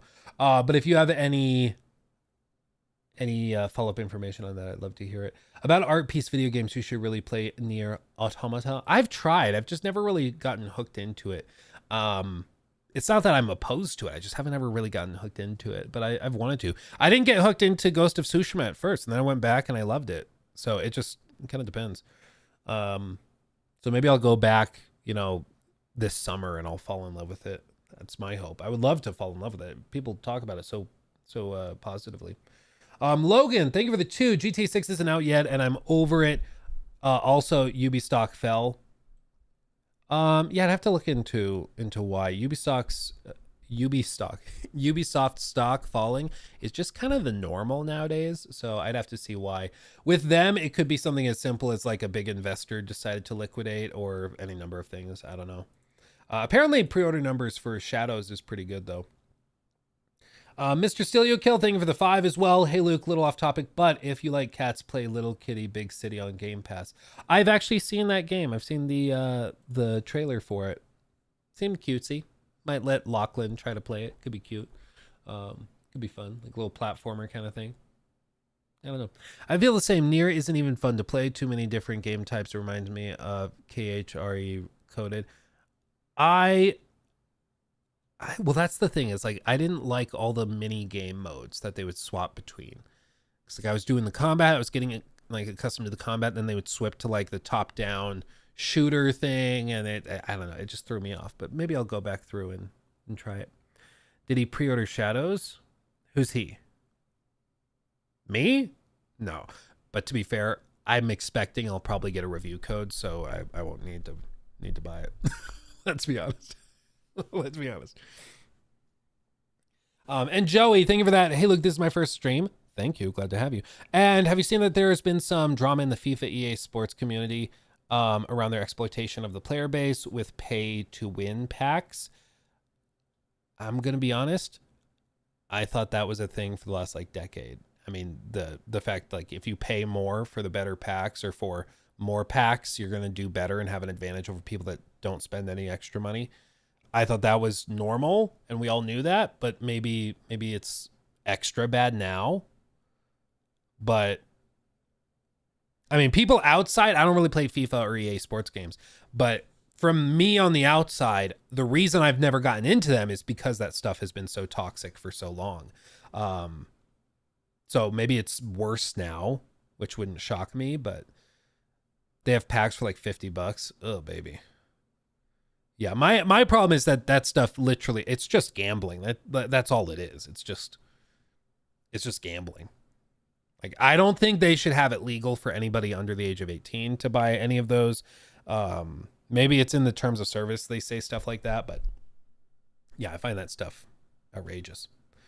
Yeah, there's surprise mechanics. Yeah, there's satisfying mechanics, Luke. Don't you understand? Is it lost upon you? Anyway, let's hear what else I have to say about Hellblade. Seeing too much of this, maybe not Deathloop level seeing too much of this, but many people, myself included, read this game wrong. As I've said before, I thought this was going to be a God of War moment in that, oh, this game's going to be bigger and more epic, like Ninja Theory's about to cook. I agree. I thought that too. I thought there's no way that they would showcase this game as the centerpiece of the Series X. This is the game that justifies that console existing. This is what showcases the power. Preach, brethren. I thought there's no way they do that. And then it ends up being just as short or shorter than the first game. And it's not really changing anything mechanically. It's the same combat. It's the same puzzles. I was there's no way that they just don't do anything with it. But color me surprised as well. Learning it was 8 hours flipped my whole entire perspective of the game. The Naughty Dog comparisons I made, flipped it all upside down. Because I was oh, this hasn't just been like cooking for years and you guys are building it. This is like a 8-hour game. It could still be amazing, by the way, but it went from, wow, we've seen nothing yet to we've seen so much. That's a good way of phrasing it. It's like, okay, yeah, just wait till they do the trailers. It's going to blow us away. And then you realize it's that short and you're like, honestly, it's probably shorter. Like when all is said and done. Because again, I never believe, unless you're Hidetaka Miyazaki, never believe the game director when they tell you how long their game is. They always overinflate it. Always, like without exception. It's hilarious when they phrase it. Like Todd Howard, yeah, Skyrim has infinite quest lines and it has well over 500 hours of combat encounters. You're like, come on, dude, come on. You sure about that? You know, never believe anybody. But he's right. When that is revealed, it totally changes it, totally reframes it. And you're like, okay, that one trailer I watched is like a pretty significant chunk of the total gameplay time.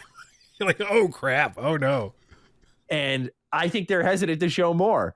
At the same time, I think it benefits Xbox with their future plans that if Starfield couldn't move the needle, can Hellblade 2 really move the needle? No As way. I said last week, I don't think so. I hope this concern people have does turn out into a strong player base that buys the game. But we're seeing what Game Pass has done to people not buying games. And so I'm concerned, Cog. I am. We already know this is a PS5 port candidate. But when it comes to my concern, it has nothing to do with the quality of the game. I think Ninja Theory, they did that. I trust them on that front. I think they're going to deliver something great. I hope it's just not full of too many walking segments and too many puzzles. Yeah. That, the verdict's to be decided on that. We'll see. But this is an important one, man. It reminds me, my final point, I'll kick it to you, reminds me a ton of last year. Yes. Redfall came out. Yes. Redfall was a disaster. Oh, this showcase better be good. And what's going on with Starfield? Because now I'm worried. Yep. At that point, we had a little more trust in Xbox. So when we saw the long developer direct and the slate, it was like, okay, we're good. And for you and I, at least, Starfield delivered in most areas where we were like, okay, we're pretty happy with that. Now it's a different ball game. You've dramatically shifted your business once more. Yep. Now the pressure's on Hellblade. Oh, this better be good. Be hot, bro. Yeah. And that's the problem, is like right now, I feel like most Xbox gamers and fans are looking for, like, they're looking for Hellblade not just to be pretty good, but they're looking for it to make up for the shortcomings of the last year or two, right? Like this game needs to make up for the lack of graphical fidelity in Starfield. It needs to make up for the lack of polish in Redfall. Like people are looking for it to make up all of that. You could say, like Whitest Rabbit in YouTube chat, the bar is really low. I think that's what maybe Microsoft and Xbox are hoping for, is that they're hoping, well, the bar's just been lowered. So if we come in here, we're actually above where they expected. So it could be a 6 out of a 10 or a 7 out of 10, but at least it's not as bad as Redfall. But that's not how that works, especially when Hellblade has been like pushing it. Xbox has been pushing this game very hard for a while. And then right as we get to like 6 months before launch, all of a sudden there's no marketing at all until the week before launch. And it gives the impression that maybe as they got close to launch, they did internal reviews, and maybe those internal reviews weren't where they wanted them to be. And so instead of pushing the marketing really hard, they walked off and they were like, okay, we'll just let it kind of come out and do what we're going to do and see where it's at. Like that very well could be what it is. Or it could be a new marketing strategy too. It could be that their internal reviews are all 10s out of 10s and they're like, oh, this is going to be the best game of the year. It's going to win game of the year. It's going to be amazing. That could be the case. It could be. But it's all weird. It's all very weird. Honestly. Matt, thank you for the 3 months. The problem with letting your studios do whatever they want, is that you have a game that does, you never have a game that does what you need when you need it. Yeah, I think that that's true. I think they also, Xbox has been when they bought all these studios, we know for a fact that they tried to take a quote unquote hands-off approach. Their goal was to buy a studio like Bethesda Softworks or a group of studios like ZeniMax, and then go in and let Arcane Austin do what they wanted to do.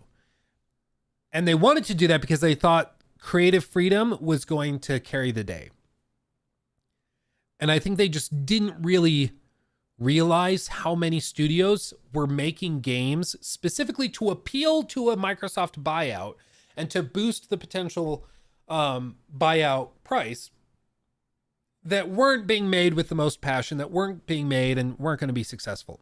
Because again, like you look at something like Arcane Austin, part of the reason that the price was boosted was because, you know, they were doing at the time, Fallout 76 was coming out, was a live service game to boost revenues.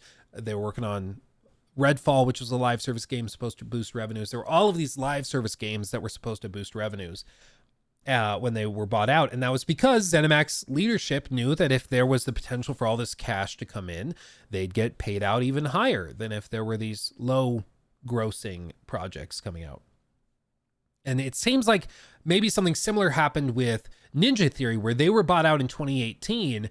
And then 2 years later, they release their, I already forgot the name of it. They released their live service game, Bleeding Edge, which releases to like 6 out of 10 reviews and is abandoned a year later.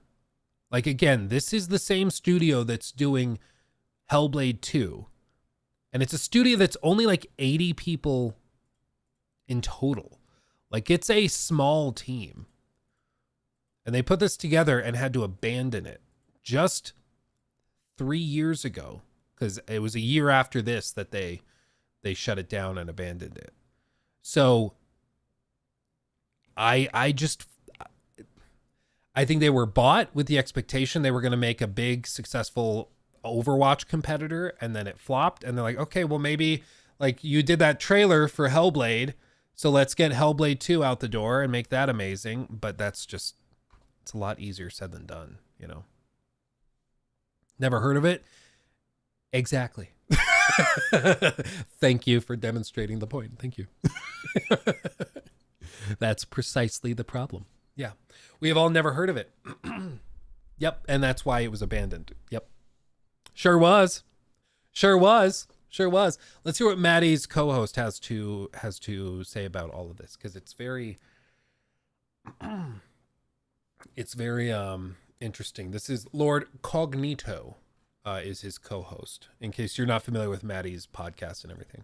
And I think it's going to be a good game, but it's not getting the attention it deserves. And this stems back to a tweet Xbox posted where it just said Hellblade 2, May 21st. No links, no nothing. And people were like, oh my God, they fired the marketing department too. Which was, yeah, I mean, the industry was on them for that one. So hopefully this lack of marketing produces something where fans really champion the game if it's good. But Cog, gut check on Hellblade 2. Yo. How are we feeling about this one right now as we record this a week away from the game? And to be clear, so if they recorded this a week ago, I'm guessing, I don't know if Maddie has a review code or not, but I think that was before review codes went out. So I think, you know, there's no coded messaging or anything. He's just being upfront. He's hoping the game is good, thinks it probably will be good, but it's fighting an uphill battle because of the lack of support.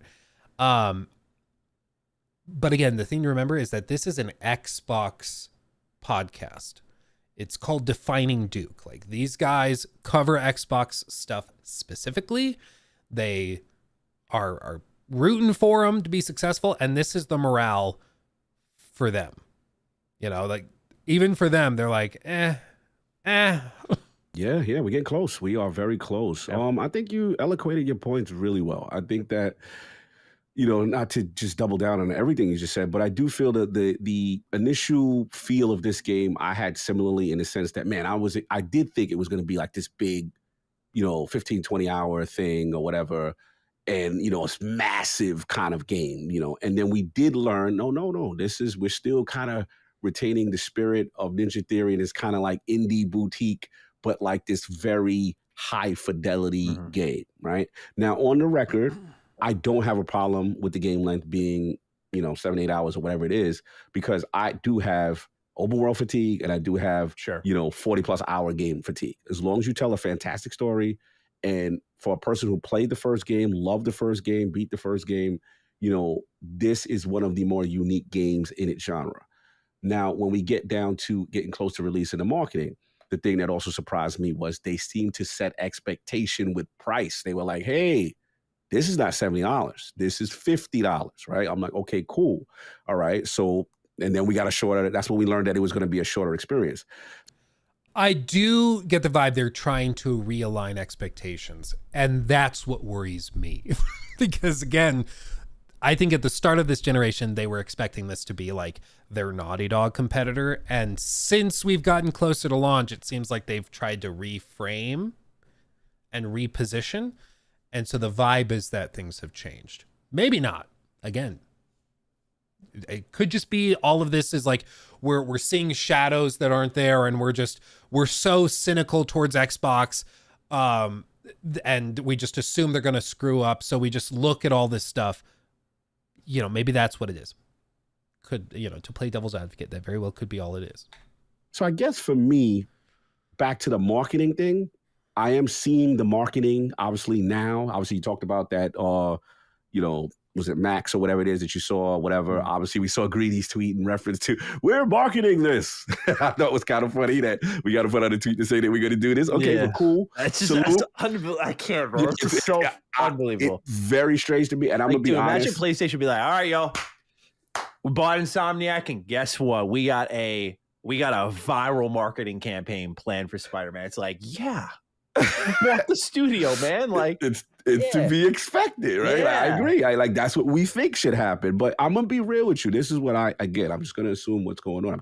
I try to make sense of things that don't make sense to me. And one of the things that don't make sense to me is why we have to announce these kind of things. So I'm going to assume that you really don't have the marketing budget allocated to promote the way you want to promote.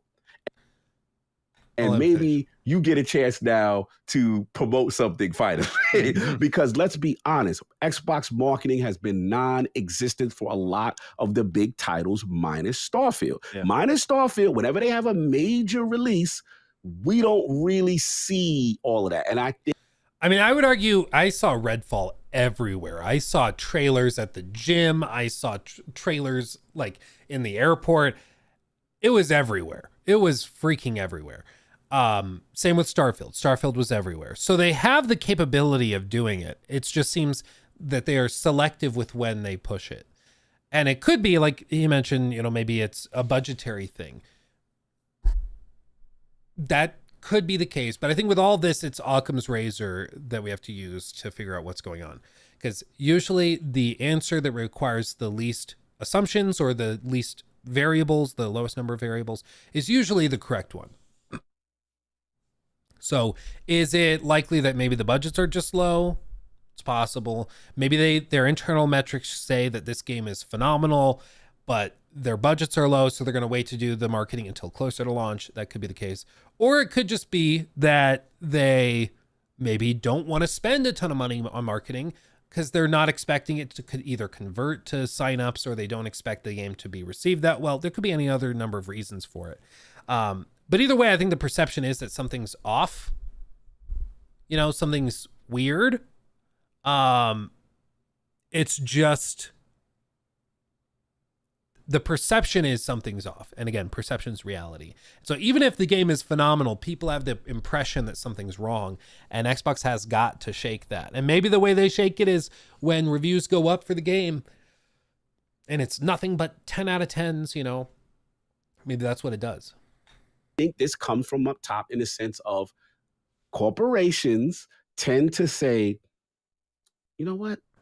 We spend all this money, look, millions of dollars. Like, for example, we talked about Suicide Squad and all this stuff, like millions of dollars, billboards and all that stuff. And if the game flop, companies are now risk adverse to that. And they're more like, well, social media marketing and content creators and evangelical, you know what I'm saying? Yeah, it's interesting. Ben pointed out something funny in our staff chat, which is that like Sea of Thieves is getting a ton of like integration and sponsored videos.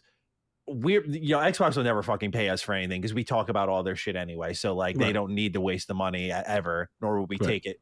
But I think it was interesting is like Hellblade isn't getting any sort of sponsored promotion either from our knowledge thus far.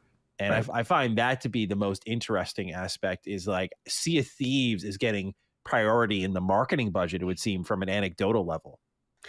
But again, when we talk about KPIs, to bring it all back to there, with KPIs, Sea of Thieves is like a dream maker. Like Sea of Thieves is what checks off all of those boxes. People come in, people are getting it and buying it on PlayStation, buying an Xbox game on PlayStation just to try it because it's so unique and so interesting. And they're spending money on that game. They're buying, whatever cosmetics and stuff. And they're playing that game for hours and hours and hours and hours and hours. Certainly more hours than Hellblade will offer, even according to the director. So for Xbox and Game Pass in general, Sea of Thieves is like exactly what they want.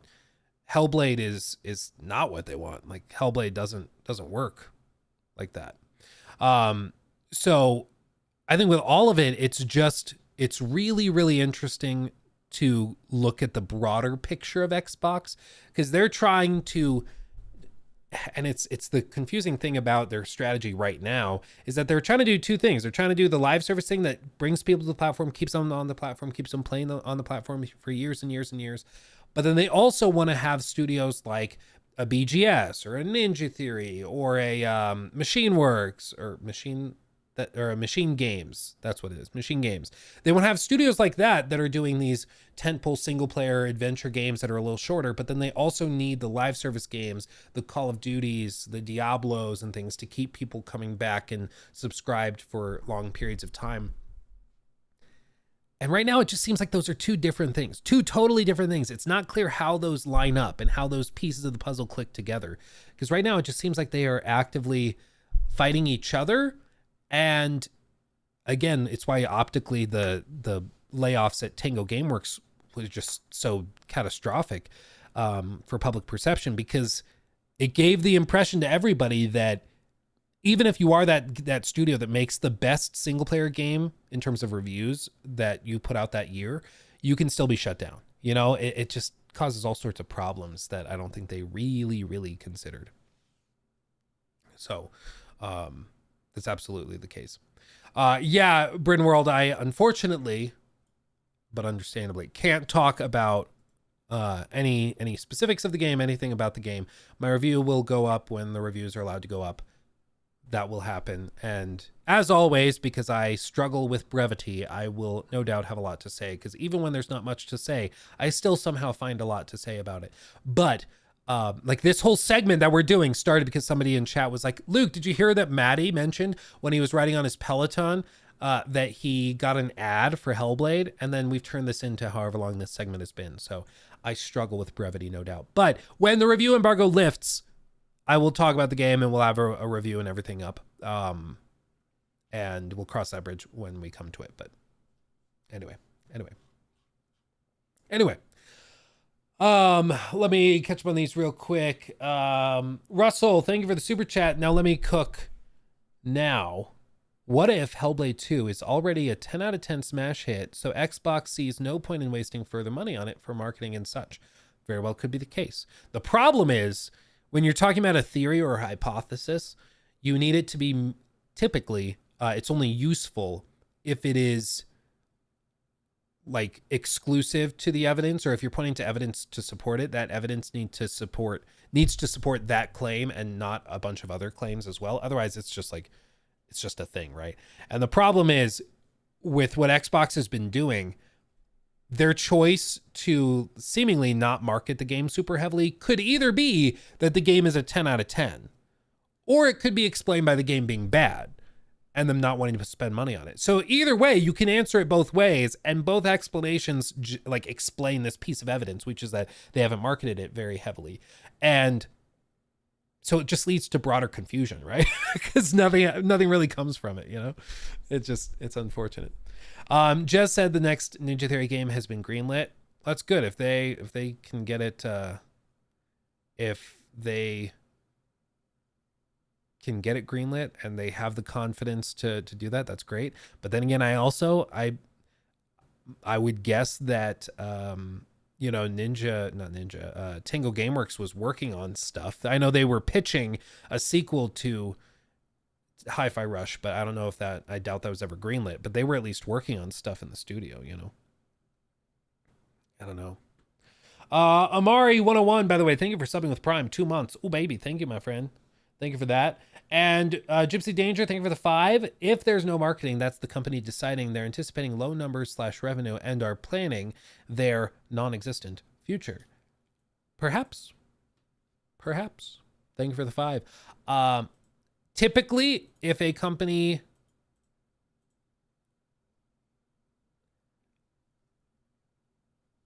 it's just there's so many possible ways it can go. I wonder if I'm trying to like mentally visualize it and see if I can make it make sense as possible explanations. So it's like marketing. So it's like no marketing, or maybe I just do no marketing, or yes marketing, bad game, good game. Okay, so if the game is good, some people are saying, oh, they don't need to market it because it'll sell well by itself since it's niche. So maybe if it's a good game, you're gonna choose to go like no marketing, right? If it's a bad game, you also aren't going to want to market it. But then again, we have lots of stories in cases of good games or bad games that get marketed, like Suicide Squad, because they're trying to gin up some sort of interest to maybe make some money back. So even then you could say that maybe it is in fact marketed. Maybe they do market it if it's a bad game. And then if it's not clear, because any number one of these boxes you could check and it could be explained away and you could justify it. It's like, yeah, the game's bad, but we want to market it because we think that it has potential and we want people to try it who might not otherwise. So it's just speculation. At the end of the day, it's just speculation. And that's a good call, because to me, what it shows, it indicates to me, Sea of Thieves, live service, cooperative game, that is something that the brass would more feel comfortable with as a good investment. Whereas a single player experience where there's no monetization in Hellblade, there's no, things you really can do. It's a story, start to end, finite, done, right? That's why I think the expectation went down on price, and I think they're pricing that accordingly. Now, to your overall point, where I have to agree with you on this, the problem with them coming into a situation where you just removed, shuttered, and shut down Tango Studios is what we talked about last Defiant Duke, is every smaller studio is now going to feel on notice if they don't deliver. Now, as far as everyone's point about, I feel like this is going out to die, we will see. I will say this. The thing that's unfortunate is the Hi-Fi Rush situation, because it showed that if it's critically acclaimed, that don't necessarily mean you safe. Right. Yeah. What I need to know. Even engagement, if they're just seeking it for particular titles, doesn't matter. Exactly. So what I need to know is, was the Tango situation a one-off because ZeniMax was told, hey, you've got to trim the fat. You're not getting any more money to do anything else you want to do. Sorry, I know you may want to have more Fallout games, and we want you to have that too. But if you want that money, guess what you're going to have to do? You're going to have to make the tough call and get back to us as far as that. And we all said, we kind of understand Alpha Dog, right? We kind of understand Arcane Austin. We kind of understand Rouse to an extent. Not that we are championing layoffs and shuttering studios. There's reasoning that you can attach to it. But with Tango, we like not them. Yeah. Not them. They did what they were supposed to do. You said these games could stay alongside the bigger titles, and you said Game Pass was the vision that this could coexist. So now that it's clearly a change, right? There is at least we have an evidence point to say, okay, you make something critically acclaimed. That don't necessarily mean you staying. Now, the compulsions, the Ninja Theory, we got to look at it. And in Ninja Theory, they did not knock it out the park with Bleeding Edge the first time. We got to be clear. I interviewed I forgot the beautiful lady's name. Oh man, I forgot. She was so awesome. Unfortunately, the game did not do well. So we know they have Project Mara as well. I believe there's another psychological thing. I will say this. My thought, I have no insight. I will say at the outset, or just before he finishes that, I mean, I think he's absolutely right. There's things, my understanding, and this is something after reading some more articles and interviews with Sarah Bond and executives at Xbox and Microsoft, because after the layoffs, a lot of investors, through all sorts of different platforms, whether it's Bloomberg, CNBC, whoever, they started asking Microsoft spokespeople and people about the choice for Tango Gameworks specifically to be laid off.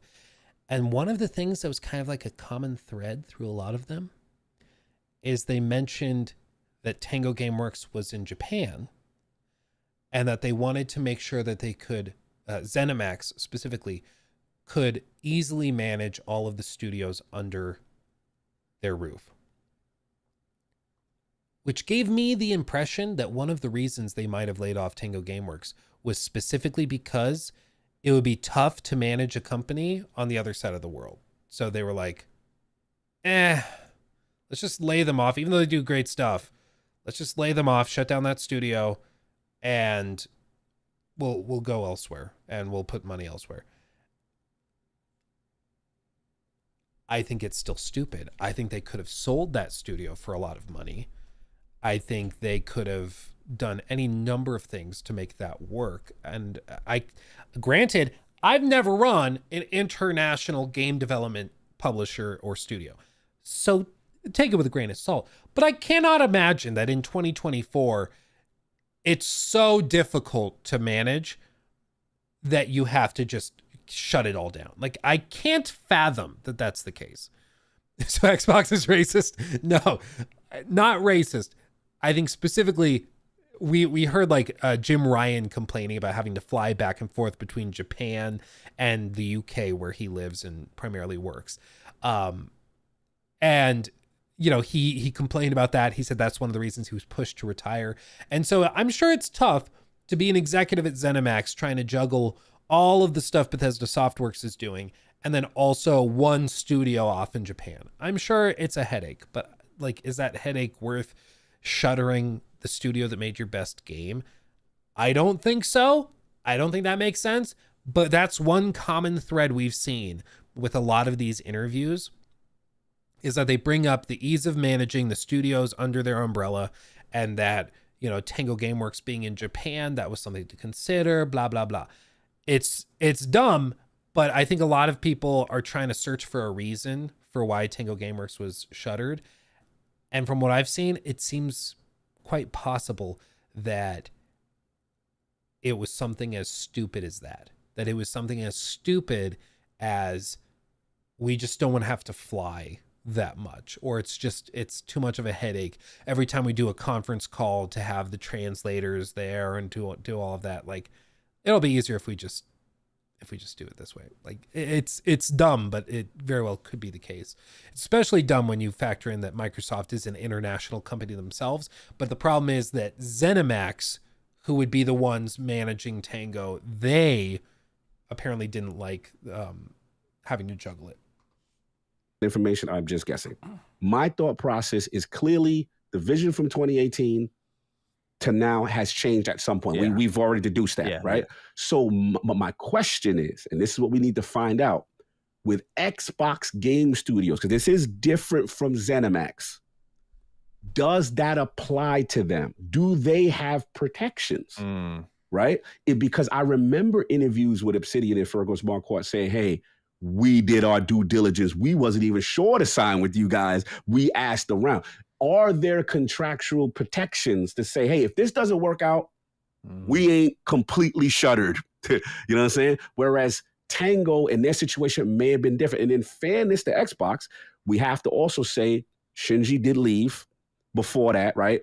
We don't know what the structure, they're a remote studio. We don't know the structure in there. Because one thing I have found out, and it has been prevalent with Xbox Game Studios, is if you're working on something, and even if when you're not working on something, a game release, they want you helping out with the other. We've heard about stories, Coalition helping this team and this one helping. They want you doing other secondary and tertiary responsibilities. So I don't know if Tango could accommodate that based on their situation, because it is clear as day.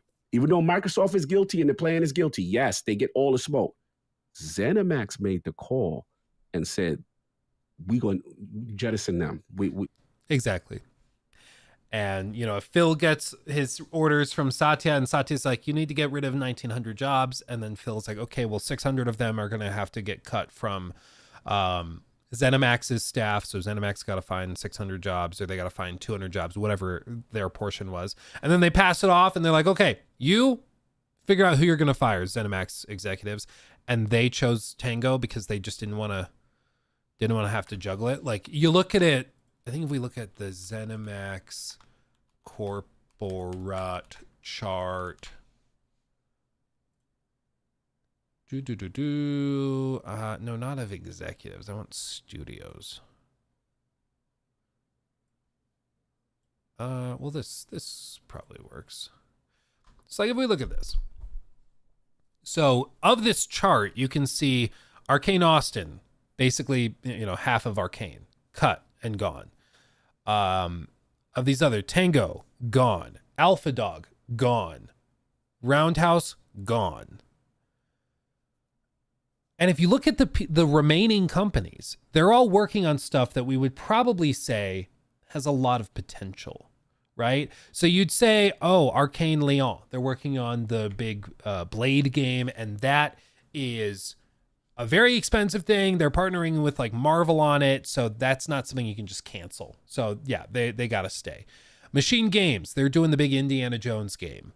Big contracts with Disney. They've got all sorts of limitations on that. They have to stay, and that game has potential, so we can't cancel anything there.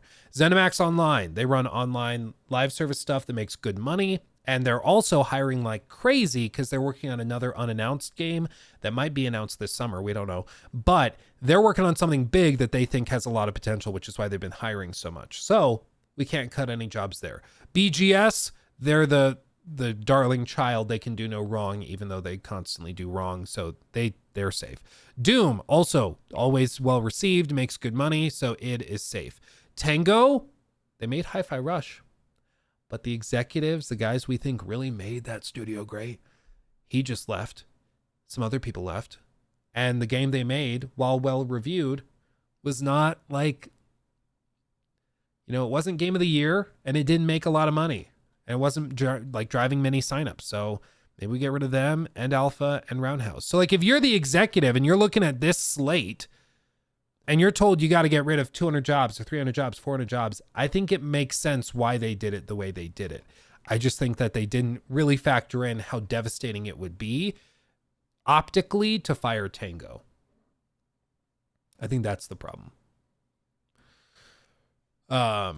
So with all this said, I mean, it's bringing us all the way back to Hellblade, which was where all of this started. I think Hellblade has a lot riding on it. There's a lot of pressure on them to perform. Xbox needs a W real bad, but the game that Hellblade, as it's been openly advertised as of right now, the game director says it's about 8 hours. It's a linear narrative game. It's very niche. It's artsy. It's artsy fartsy. I was going to be like, it's artsy and it's fartsy. What does fartsy mean? But it is maybe not the type of game that would have been ideal to release around now. The type of game that would be ideal to release around now is maybe like the Indiana Jones game. I think that game, if that game came out and was like really well reviewed and really well received, and, you know, got mass media attention, and people, you know, outside of the gaming industry were hearing about it. That's what Xbox needs right now. I think this game is maybe not the ideal release for this time period, but we'll find out tomorrow. We'll find out a lot tomorrow. I have no doubt. Saki Tuber, thank you for subbing with Prime. Thank you, my friend. So, yeah, shout out to Maddie. Shout out to Lord Cognito. I will share the link to the podcast in chat so you guys can head over there, show them some love if you want to check out their podcast.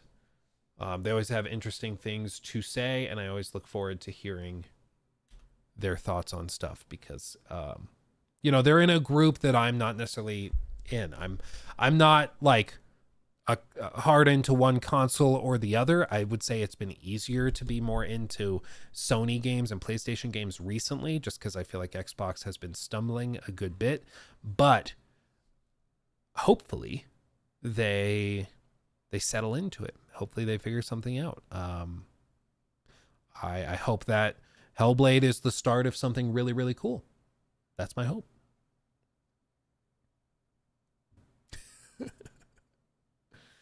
We all know you're not a Peloton streamer. Yeah. Sorry, guys. I don't have the thighs for it. I just can't. I just don't have the thighs. Who am I kidding? Of course I do. Yes, I do. Who am I kidding? Of course I have the thighs. Okay. I have a question. Who do you think got this generation so far? It depends on the metrics, Streamin'. I mean, it just depends on how you're grading it. Like, if you're grading it by console sales, obviously, like PlayStation, it's not even close. If you're grading it based on games offered and like average review scores, I think even then still PlayStation's leading it. If you judge it by biggest moves, I would say Xbox, obviously, with their acquisitions, has been making huge moves with what they've done. But Xbox has had a really rough generation. They've been trying to get their feet under them, but I think everybody's broadly dissatisfied with both parties so far. Like, PlayStation's PS5 generation has been a lot of remasters and remakes, and then Xbox's generation has been a lot of mediocre games and big acquisitions buying up studios. So I think everybody's like kind of frustrated. And with PlayStation, I mean, when they aren't doing a remaster, they are doing like live service games that nobody wanted. Like, it just feels like in general, this whole like last 4 or 5 years has been a standstill. And we've gotten a couple of really good games like God of War Ragnarok, but even that was cross-generational. So even that was a PS4 game, technically. You know? The talks about the new generation coming out already is crazy to me because we are just finally starting this generation. That's what it seems like. Like, COVID threw everything off, certainly. But it also just seems like a lot of studios have... they started this generation with consolidation in mind, and then they shifted and were like, well, we gotta figure out how we're gonna appeal to, you know, somebody like a potential buyer. So let's do a lot of live service stuff and get ready to be acquired by somebody. So let's all do live service games at the same time, and all of them will suck except for like 1 or 2. And it's just damn frustrating because they could have done so much more, you know?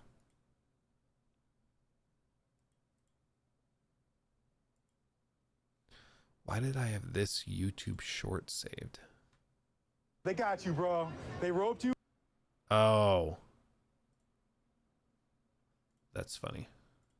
I had a YouTube short saved of a guy I came across on YouTube. They got you, bro. And it's literally a guy. It's so funny. It's a guy that goes by Scientology Audit, and all he does is he goes to like the Walk of Fame and sits outside of the Scientology offices, and then like yells at people not to go in. It's a cult. It's a cult. Don't do it. It's a cult. Like, it's great. Like, he's doing the good work. Oh, you see, they wrote down like Oxford capacity analysis. It's so funny. And they got money out of him, out of the poor guy. Like, it's just so toxic. It's a cult. Es una secta. Es un culto. Es una secta. Es un culto. It's a cult. Okay, you're gonna see. You're joining Scientology. Scientology. It's a cult. Es una secta, un culto. Right. Nah, you don't want anything to do with that. No. Nah, it's a cult. Es una secta. Es un culto. And they all leave, and then the little recruiters are all just like, God damn it. Crap. We've done whole segments on Scientology because I find it fascinating. Like, most religions are cults. Like, there's questions, there's things you don't know. Like, oh, maybe it could be true, maybe not. You know, there's at least a little mystery. With Scientology, like, we know for a fact that guy was full of it. Like, there is no question. And we know how toxic and, like, evil the Church of Scientology is, allegedly, in my humble opinion. And the best thing that like I've ever seen with Scientology was Reckless Ben, because he did this series. He's a YouTuber, and he just like straight up was like, yeah, I'm not scared of being sued, come at me. He went on with like glasses that have cameras in them and went undercover and like actually went in and did the recruiting with the Church of Scientology and like shows their church services. Exercise on control. With a group process by the same title, all you have to do is follow the commands. Shall we begin? Yeah. Sit in your chair. It's easy enough, isn't it? Sit in your chair. Very good. Sit in your chair. Very good. Sit in your chair. All right. Sit in your chair. Are you sitting in your chair? Yes. Yes. Very good. Sit in your chair. Like, it's insane. It's crazy. Like, it's crazy. It's out of this world. And it's like, it's all tax reasons. Because again, L. Ron Hubbard, the guy that's this statue's made from, he was like a well-known, like, what's the science fiction writer. He actually holds like a Guinness Book of World record for the most fiction written by a man in a single lifetime. Like, he has literally written down more BS crap than any other author in recorded history, and he also founded a religion. And it's also crazy because like he was Mr. Hubbard. He said all sorts of things that can be like quantified as false. And proven to be false. Where he says like, oh yeah, I've studied with the pygmies, and I've hiked in the mountains with Mongolians, and I've smoking peyote with the Native Americans, and he says all this insane stuff, and we know it's not true. He says he's like a war vet and that he was injured in the war. Turns out he like had like an infection or something in his eye from like bad eye drops or something stupid like that. And he was also like discharged because he was commanding a ship in the Navy during like World War II, and he crashed it at one point. And then he also set off a bunch of charges on an underwater reef because he didn't know how to read the maps. Like, he was grossly incompetent in pretty much anything he did. And he's also quoted as saying, if you want to make real money in this world, you need to start a religion. And guess what he did? He made a religion, and he got it tax exempt. Well, actually, technically during his lifetime, he never paid taxes for the religion or for the cult. And it was in like maybe the 90s or 2000s that the current leader of the church, what's his name? Ron Miscavige, something Miscavige. Yeah, something Miscavige. But he runs the church now, got it tax exempt and everything. But one of the ways he got it tax exempt was by telling them that it was a church. David Miscavige, thank you. And David Miscavige, like, he understood to get it viewed as a church with the IRS, you have to have certain things that meet certain legal standards. And one of the ways that you do it is by having church services and regular meetings to perform rituals for your belief. And so they do these services, which are like church services, but for Scientology, where you go in there and they literally just tell you to do things like sit in your chair, wave your hand, sit in your chair. Like, it's crazy. That's right. Sit in your chair. Good. Sit in your chair. Okay. Sit in your chair. Good. Sit in your chair. All right. Now, are you sitting in your chair?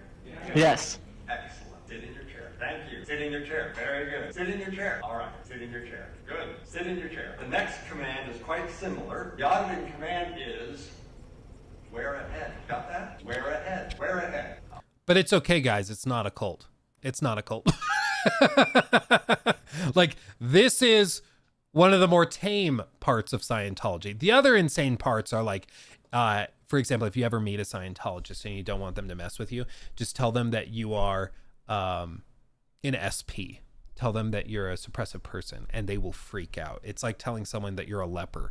Like they do not touch you. They get away. It's like they're actually scared of you. But what happens is if you are ever in Scientology and you leave the Church of Scientology, you're labeled as a suppressive person. And when you're a suppressive person, you are like the evil above all evil. You're worse than like an actual murderer. And so as a result, if you ever leave the church and your family's still in it, they're not allowed to talk to you. They're not allowed to see you. Like there are families that have been torn apart because one of the people in the family will realize, hey, this is like not okay. And they will leave the church and they never see their children again. They never see their wife again or their husband again. Like it destroys families. It's crazy. It is so freaking toxic. It's unbelievable. Again, 155. Let your body have a head. Let your body have a head. And you see, he started this church meeting at like, where's the timestamp? Once he uncrops it, 147. So like for 8 minutes, they're just doing the same thing. At this point, it's been like, half an hour, 20 minutes, half an hour. And they just clap. Here we go.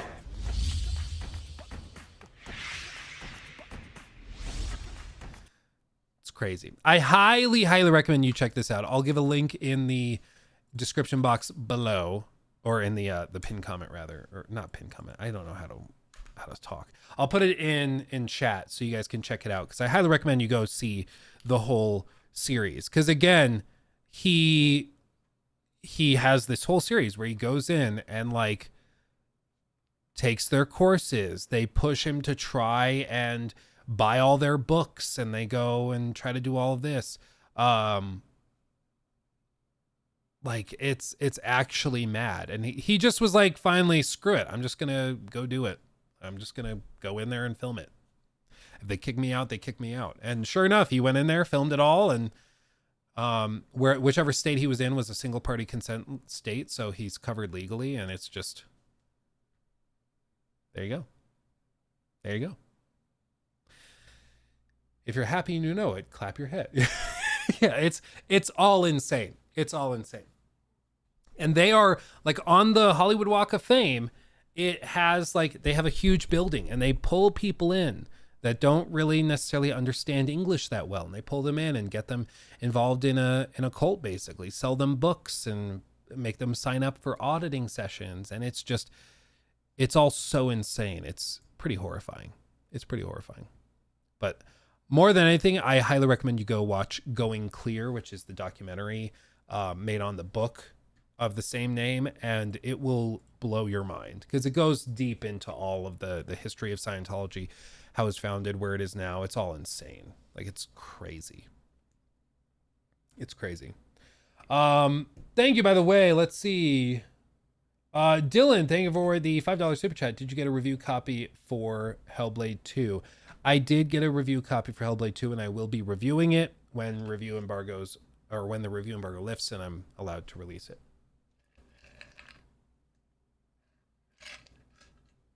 And I'm not sure if I'm allowed to say when that is, so I will play it safe and not.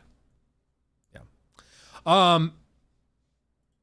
Now, new segment.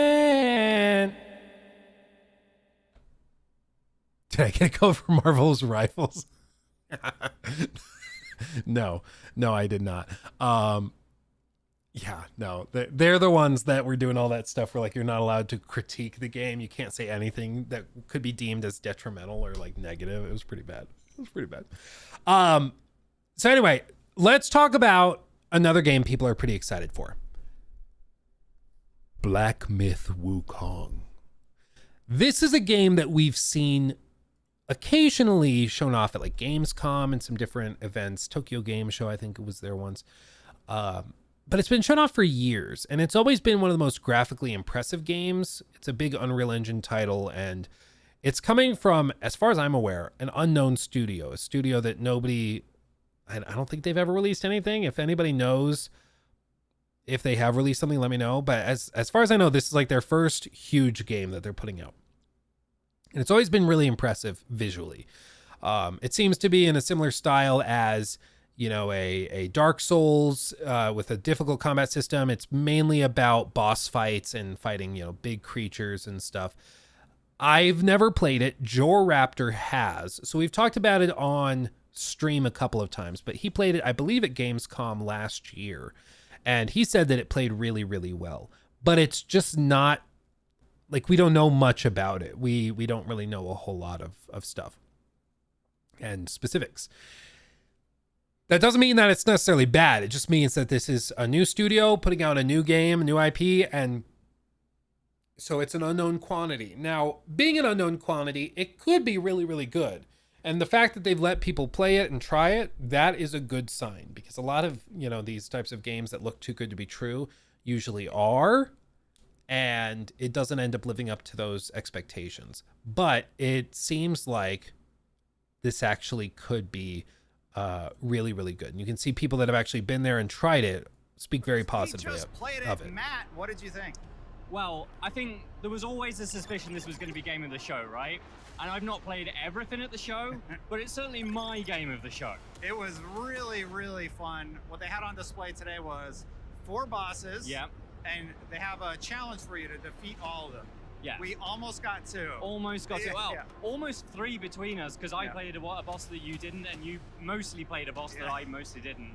But yeah, these bosses they're very much within the Souls category. Like, I think if you played a Souls game, you're going to be familiar, but they've definitely got a different take on it, right? Yeah. There's no blocking. This is, you play this monkey character that has the staff, and it's entirely about the offense, and mostly then dodging from that point on. And the fact that you've not got that block makes it a very different combat proposition. And those bosses are sort of Sekiro-like in many ways, but without that block, they are tough. Yeah, everything is really, really fast-paced. You have these magical abilities that you can activate. What were some of your favorites that you found yourself using? So there's one. I mean, I will also say the varied nature of all the bosses is crazy. Like, there's so many different bosses and archetypes. Like, it's really impressive. There's a lot going on, and it's all very, very different.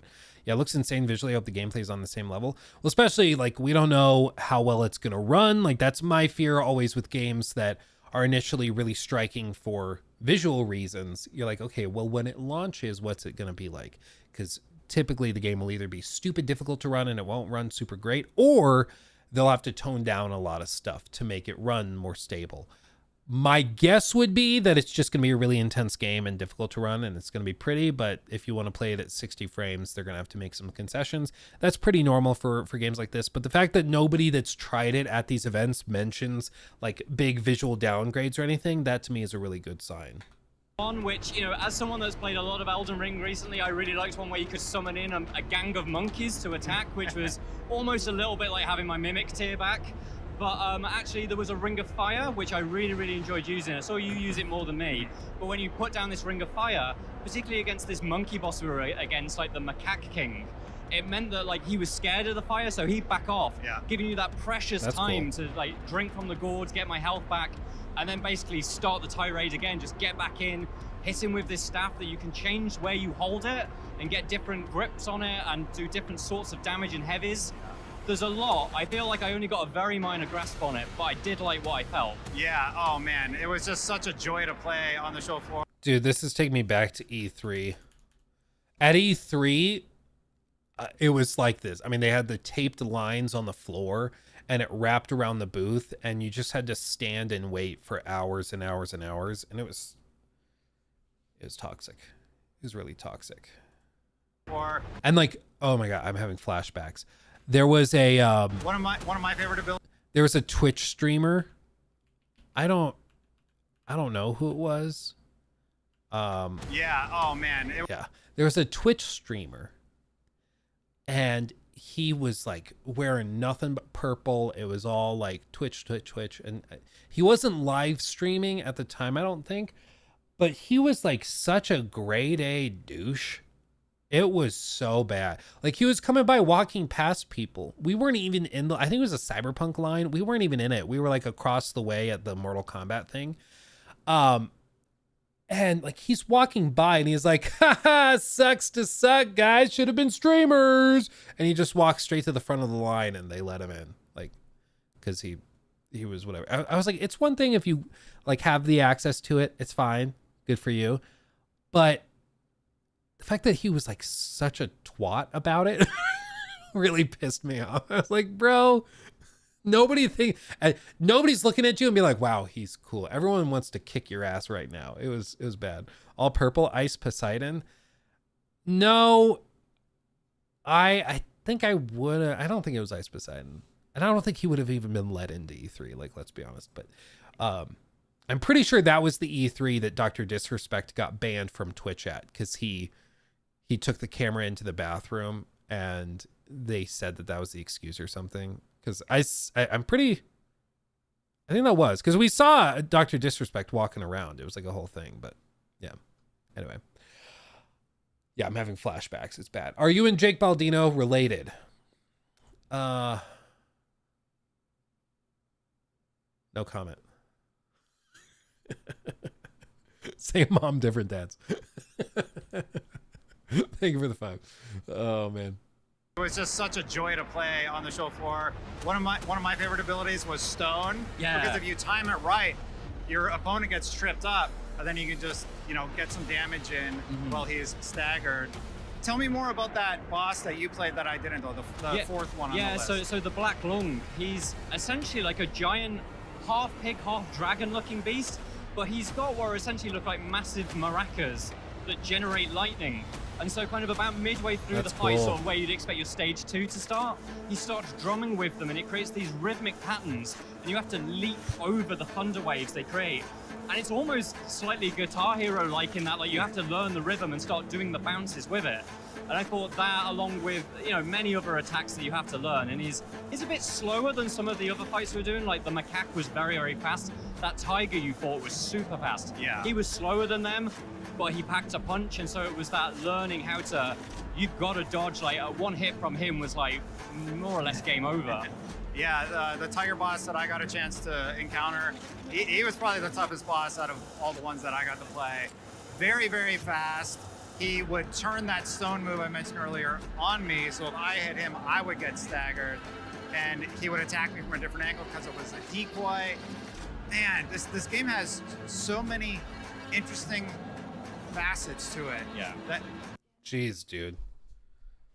Jeez. Oh, thank you. Oh, hey, dude. How are you? I knew the person working at Starbucks.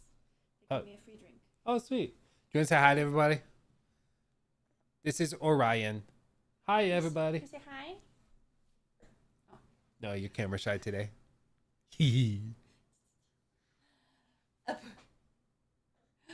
Whoa. He's getting so big. It's ridiculous. I'm gonna be 1 soon. Yeah, he's less than a month away from being 1. Isn't that crazy? You're on your way, dude. You're getting too big. It's outrageous. It's outrageous. Yeah. He's got 4 chompers, 2 in the bottom, 2 in the top. A beaver. It's outrageous. Yeah, he looks like a little beaver. He looks like the Buc-ee's mascot. Yeah. Hi. Hi. Oh, fella. Thank you for the coffee. Say bye-bye. Bye, Dada. Bye-bye. Bye-bye. Can you say bye? No. We've been practicing hi and bye. Yeah, there it is. Oh, there it is. Bye. Bye. Can you try it? He's doing his uncomfortable thing where he's like, yeah, where he just leans back, stretches. Bye. Bye. I'll see you later. See you later. It's like I'm thinking about it. Okay, I'll see you later. Okay, bye-bye. Oh, what a fella. What a fella. You guys match? Yeah, we have the same eyes. It's pretty cute. Lockie has my ears, and Ori has my eyes. Especially when we smile. We get the same kind of shape. It's pretty cute. He's a keeper. In my humble opinion. Joy, thank you for resubbing, or for subbing with Prime. Thank you, my friend. Thank you. Can't wait to have kids. It's a good time, man. It's a good time. Do recommend.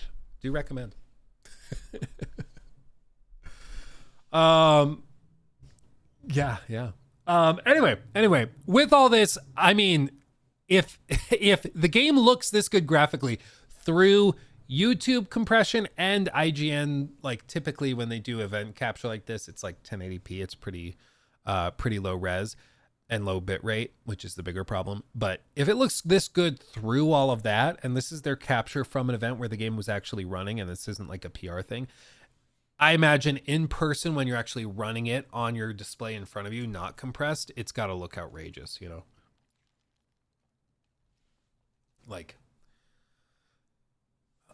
it's just, it looks crazy. The game looks crazy, and the varied number of bosses and the like how different they are, that's what gets me excited. Is it's not like they're doing reskins of the same 4 bosses, just this one has fire effects and this one has ice elemental damage instead of fire. Like I'm very impressed that they are totally different, like in moves, in damage, in style, like everything is just totally different. Any player is going to dive into, and I was saying that it's going to be great when we see the high-level players really get Oh, absolutely. Kind of like, you know, from Elden Ring, we all know that watching people fight Melania was the highlight of the community for that, seeing sort of like, let me solo her, get that game so high.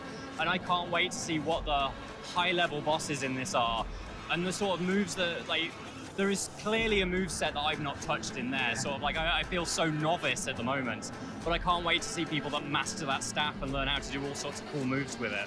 One other thing we were talking about was the palette differed from stage to stage. Yeah. It wasn't like one note, it wasn't all gray. Mm-hmm. Was there one that stuck out to you? So I would say sort of like we got to play a full stage, which was in kind of like a very dusty sort of Dust Bowl environment with collapsed statues. That was good, but I would say kind of like its level design wasn't particularly fully interesting at that point.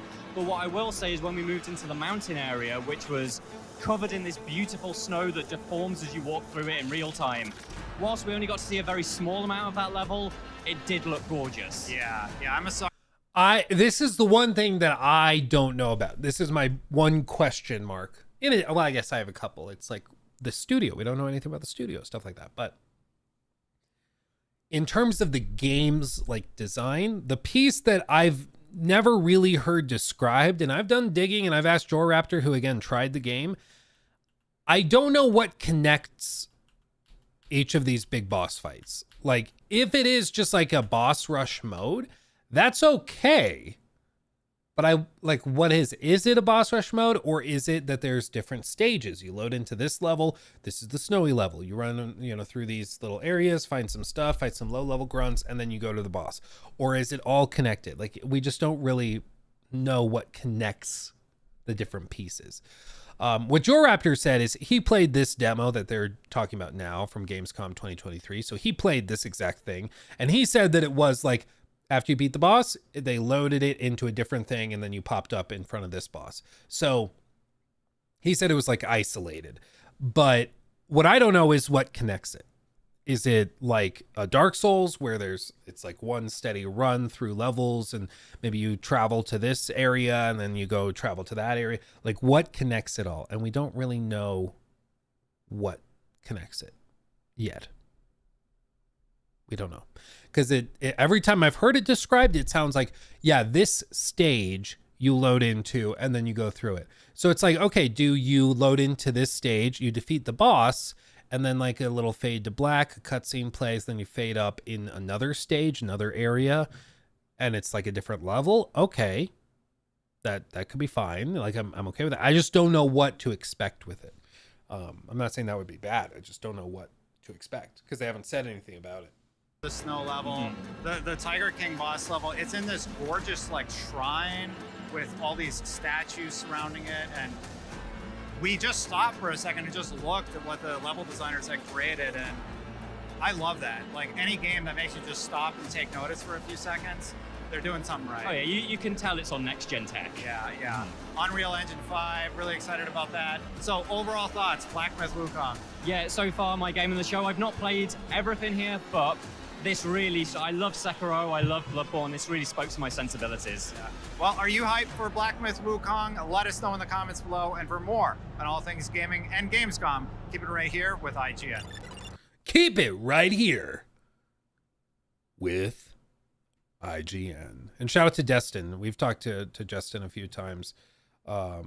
Destin, if you don't remember, got some like really unjustified crap when he did the like preview for Suicide Squad back in, when would that have been?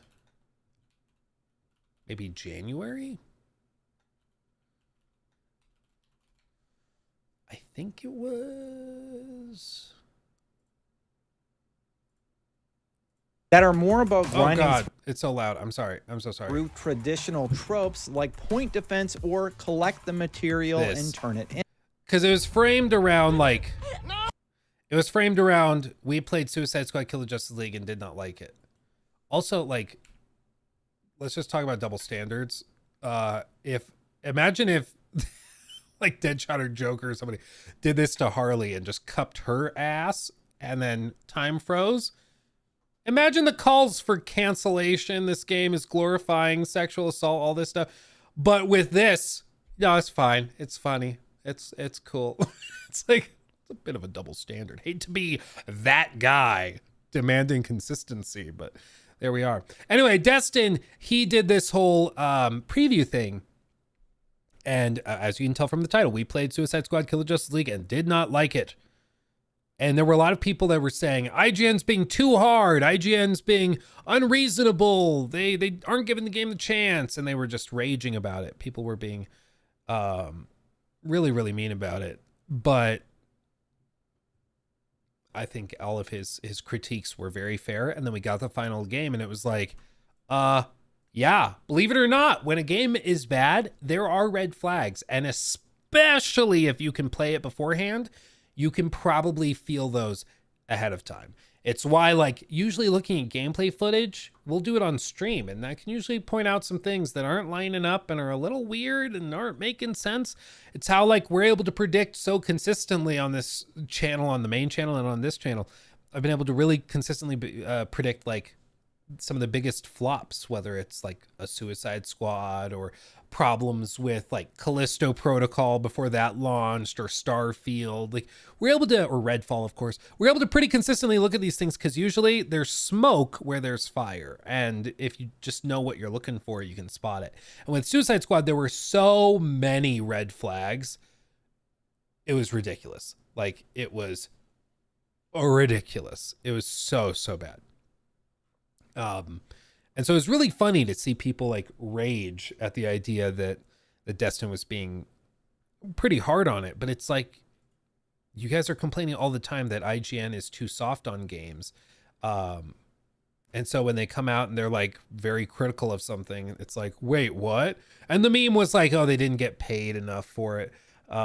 This one was funny. If IGN says they didn't like it, we have a huge problem. Yeah, this game has massive servers going to close in 3 months energy. Gotta love the +4 damage to blue grunt enemies on a Sunday afternoon after your partner had lunch loot system. Yeah, basically. Yeah, 9 years, and this is what Rocksteady delivers, dude, for real. Suicide Squad Kill the Justice League really makes you feel like you want to be a comic, really makes you want to commit suicide. Jesus. Yeah, it's just a little outrageous. It is funny when you see like all the different health bars and stuff. But yeah, Destin, I think got way too much flack from some very upset fanboys when he was saying that this game, something was off about it before launch. And then we ended up seeing it. It was like, it's why at the time, if you guys were here on stream, we talked about it because it was like, preview events normally are when they show you the best of the best that the game has to offer. And the whole goal of the preview event is to get people to fall in love with the game and to like pitch it in its best possible form. So usually a preview event will make the game look and feel a lot better than it actually will when you get your hands on it at the final release, because it's the best cherry-picked parts. And so if the best cherry-picked parts made everybody like bummed out and bored, it really made you wonder, what's the full game gonna be like? You know, what are the not cherry-picked bits like? Probably pretty bad, and it ended up being pretty bad. Hear about the Kai IGN beef? I saw like a tweet about it. I think it was that IGN, they posted like an X post, and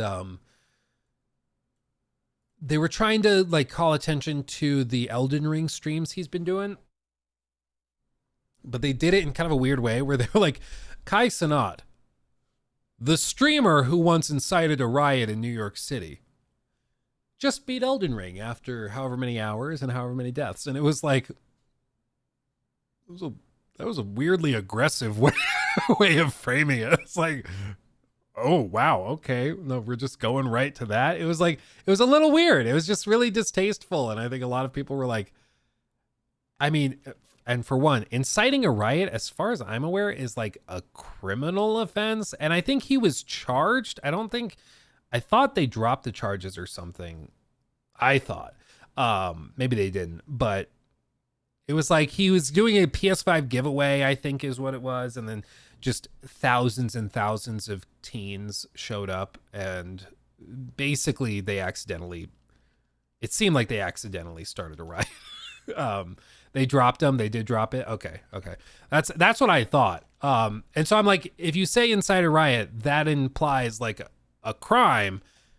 And if they drop the charges, it's like you can say it seems like he started a riot, or it seemed like a riot started after he did a PS5 event. But when you say like he incited it, that you can't just say that, in my opinion. Like, I think people showed up and got rowdy. I don't think that's necessarily his fault. He was just trying to do a PS5 giveaway, and then the people that were there went a little rowdy, or very rowdy. I don't know much about it, but still. It was a weird thing to pull up when you are just trying to say that he finished Elden Ring, you know? It's a little weird. IGN gave the riot a 7. No, it was a 6, too much water. Or was it not enough water? I think it was too much water is what it was. What was the... Can I find the original clip?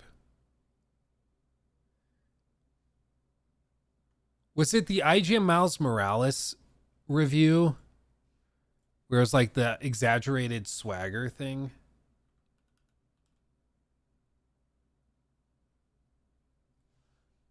Which one was that? What video was it?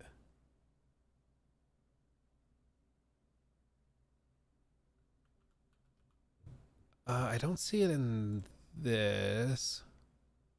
Or did they cut it out? Did they like re-edit it?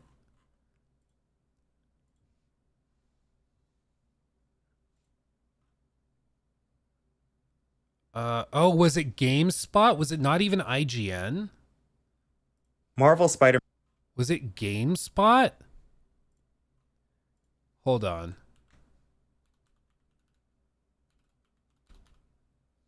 No, I don't see it there. Yeah,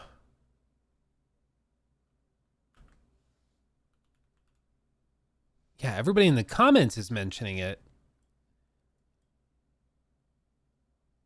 It was that voice GameSpot. So did they re-edit it? Did they like cut it out or something?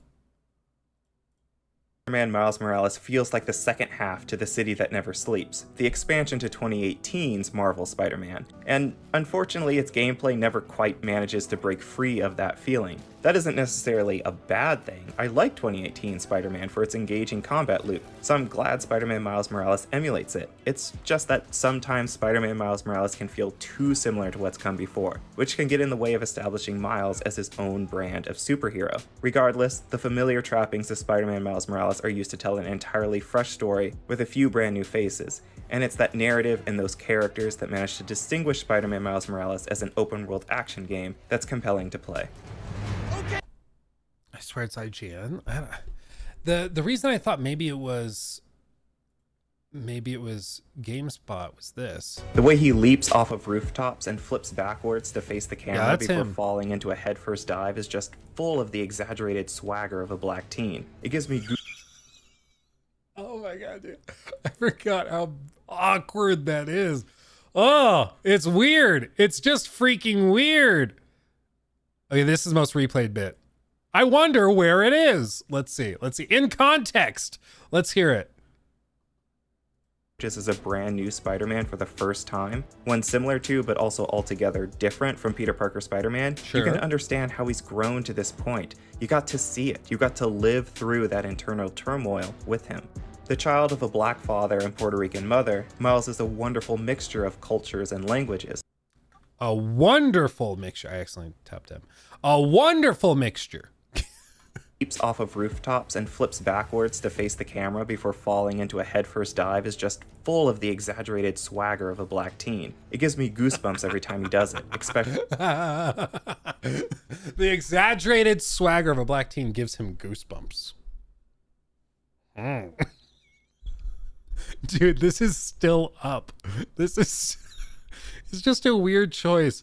They should change the name of the game to Spider-Man Exaggerated Swagger Edition. They've got some serious balls keeping the comments on. As a black teen, I have to admit, I do tend to jump off rooftops like that. This review is incredibly accurate. As a white guy, I tend to keep my back to the camera when I jump off buildings.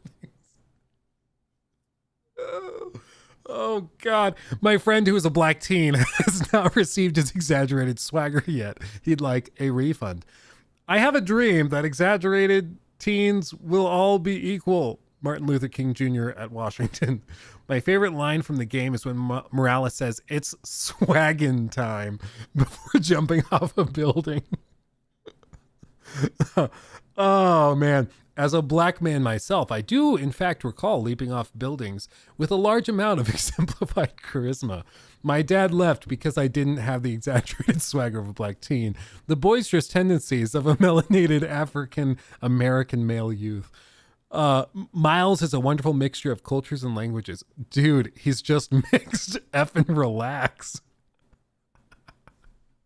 Dude, it's so awkward. It's so weird.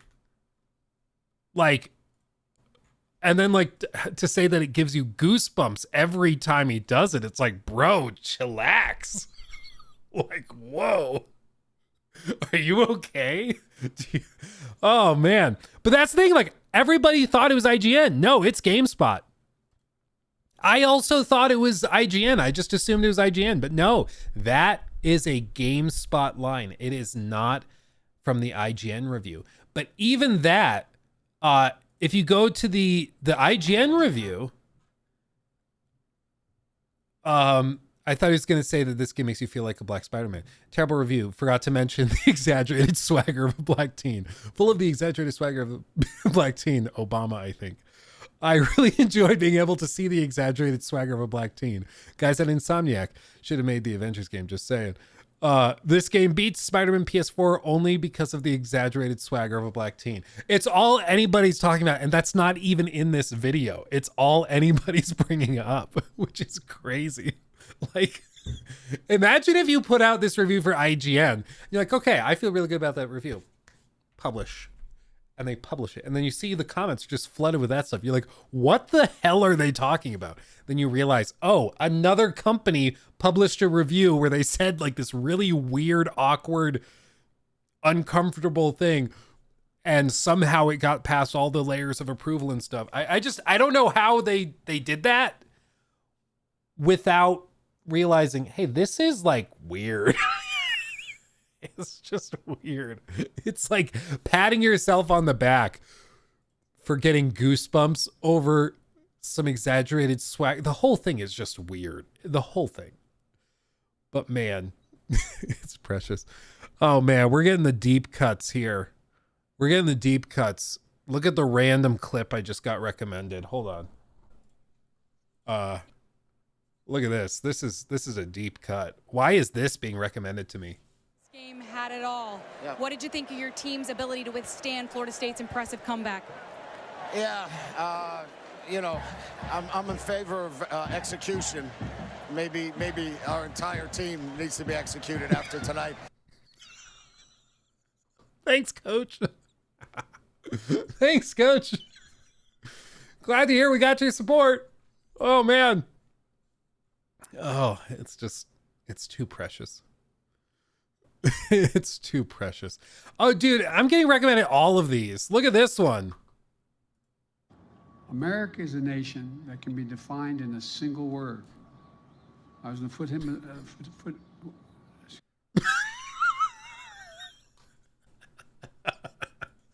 Ah, YouTube's coming out swinging with these recommended videos today. I'll tell you what. Why is this? What the hell is going on? Huge fart interrupts King's coordination. YouTube has just cracked the code. They figured me out. In the last 10 minutes, you guys have been here. You guys have been here for when YouTube figured me out officially. It officially has some exaggerated swagger, and I don't know if I can handle it.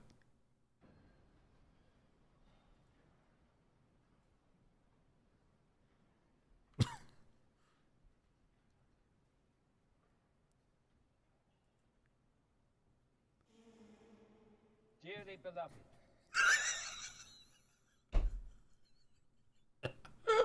It's the fact that it's so distant makes it all the better. It's just way far away, dude. Oh, wow. Yeah. Wait for my signal, bro. What's the signal? Trust me, you'll know. Dearly beloved.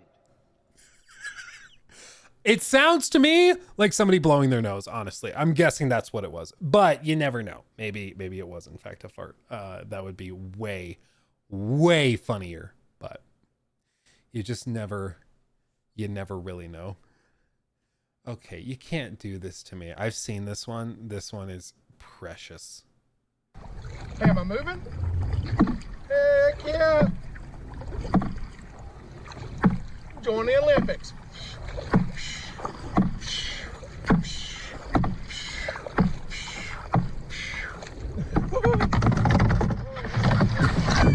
Life could be a dream. Life could be a dream.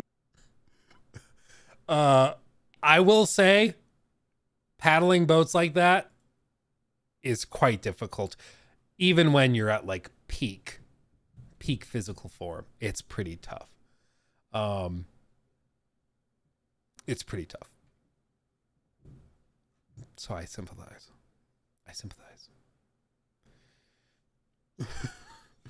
Okay, and this one. Okay, I gotta keep it muted because I don't want to get a copyright strike.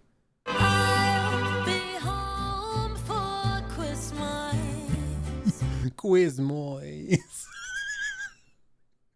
Oh God, I shouldn't be allowed to have internet. Somebody should cut me off. Okay. Yeah, Queso. Who said I look like a 1x1 Lego brick? Banned. Everyone's banned. Oh man. Dude, seriously, YouTube just cracked the code.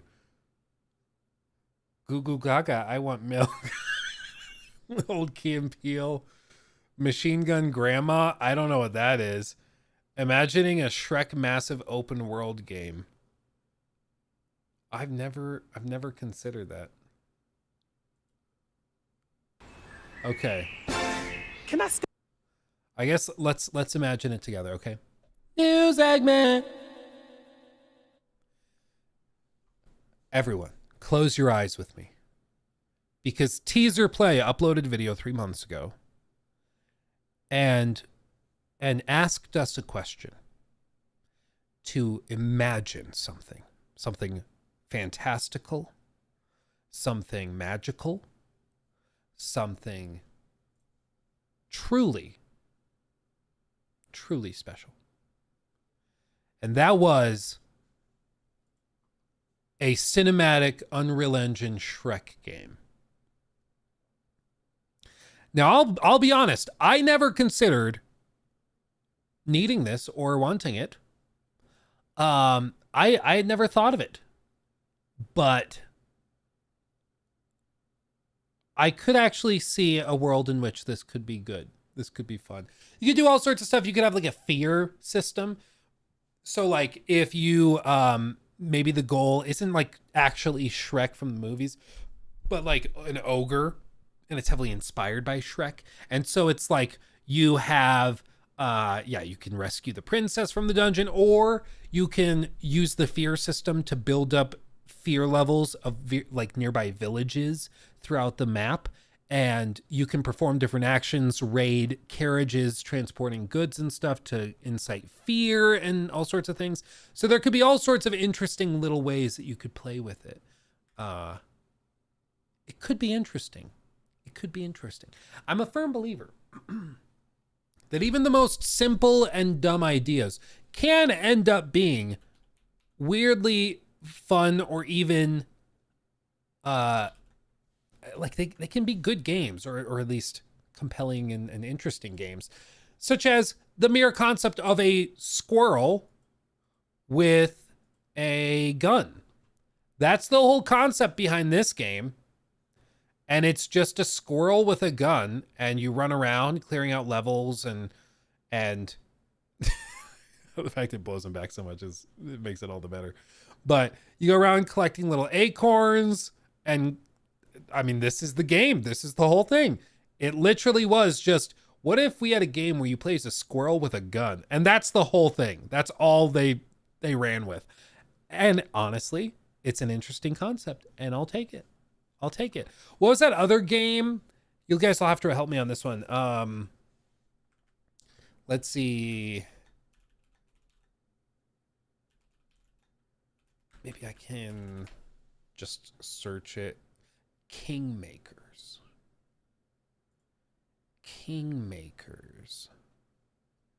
This game. So they showed this trailer, and it's just medieval stuff. And then they show a guy driving like a truck into, oh, weird. Opera ran out of memory. That's odd.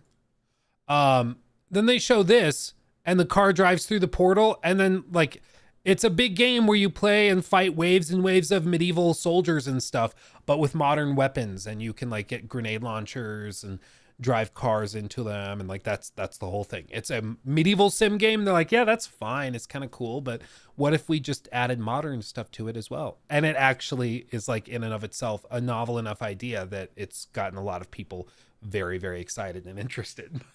But it just goes to show you, for games, like, it's the concept is like, sure, it's important, but more important than anything else is the execution. You can have a small idea like a squirrel with a gun, or a medieval game with guns, and that's the simple bare bones idea. But if it's executed properly, people will eat it up.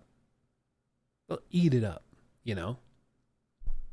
It's why, like, it's always so frustrating when you see a lot of big studios and like AAA devs. They just straight up, in my opinion, overthink this stuff. Like, they get too many cooks in the kitchen. They have hundreds of people working on a game, and they're all trying to make it unique and special in its own way. And it's like, sometimes you just need to go back to basics. Just go back to basics, play it simple, and do that simple thing really, really well. And people will eat it up. Yeah, Pal World. Pal World's a great example. It's like, hey, what if we just did like a survival game mixed with like Pokemon, where you can get Pokemon and stuff? Just that. Really simple, really, really straightforward. Let's just do that. And it's a phenomenon. People ate it up. And how many times have studios, like, I mean, Nintendo's a great example. Like they, or rather, what's the actual parent company of Pokemon? I don't ever remember the name. But anyway, the specific company that owns Pokemon, they have had many opportunities to basically do Pal World. People have explained they want something like that from Pal World, and they just can't do it. Game Freak. They just never actually get there. And they release these kind of like broken, buggy messes. And they're like, what? You're going to keep buying it though. You're going to like it. Suck it up, Buttercup. And then we get Pal World, and everybody's like, yeah, see, that's what we want. And I really think that Pal World is going to like really harm the next Pokemon game's performance, because everybody's going to just point to Pal World and be like, just do that. See what they did? They don't even have the license, and they made a better Pokemon game than you guys. Like, what are you doing? Yeah, Pokemon games now are just straight up terrible. But I mean, you remember back when Pal World came out, there were like hardcore Pokemon fans that were calling for it to be like delisted from Steam.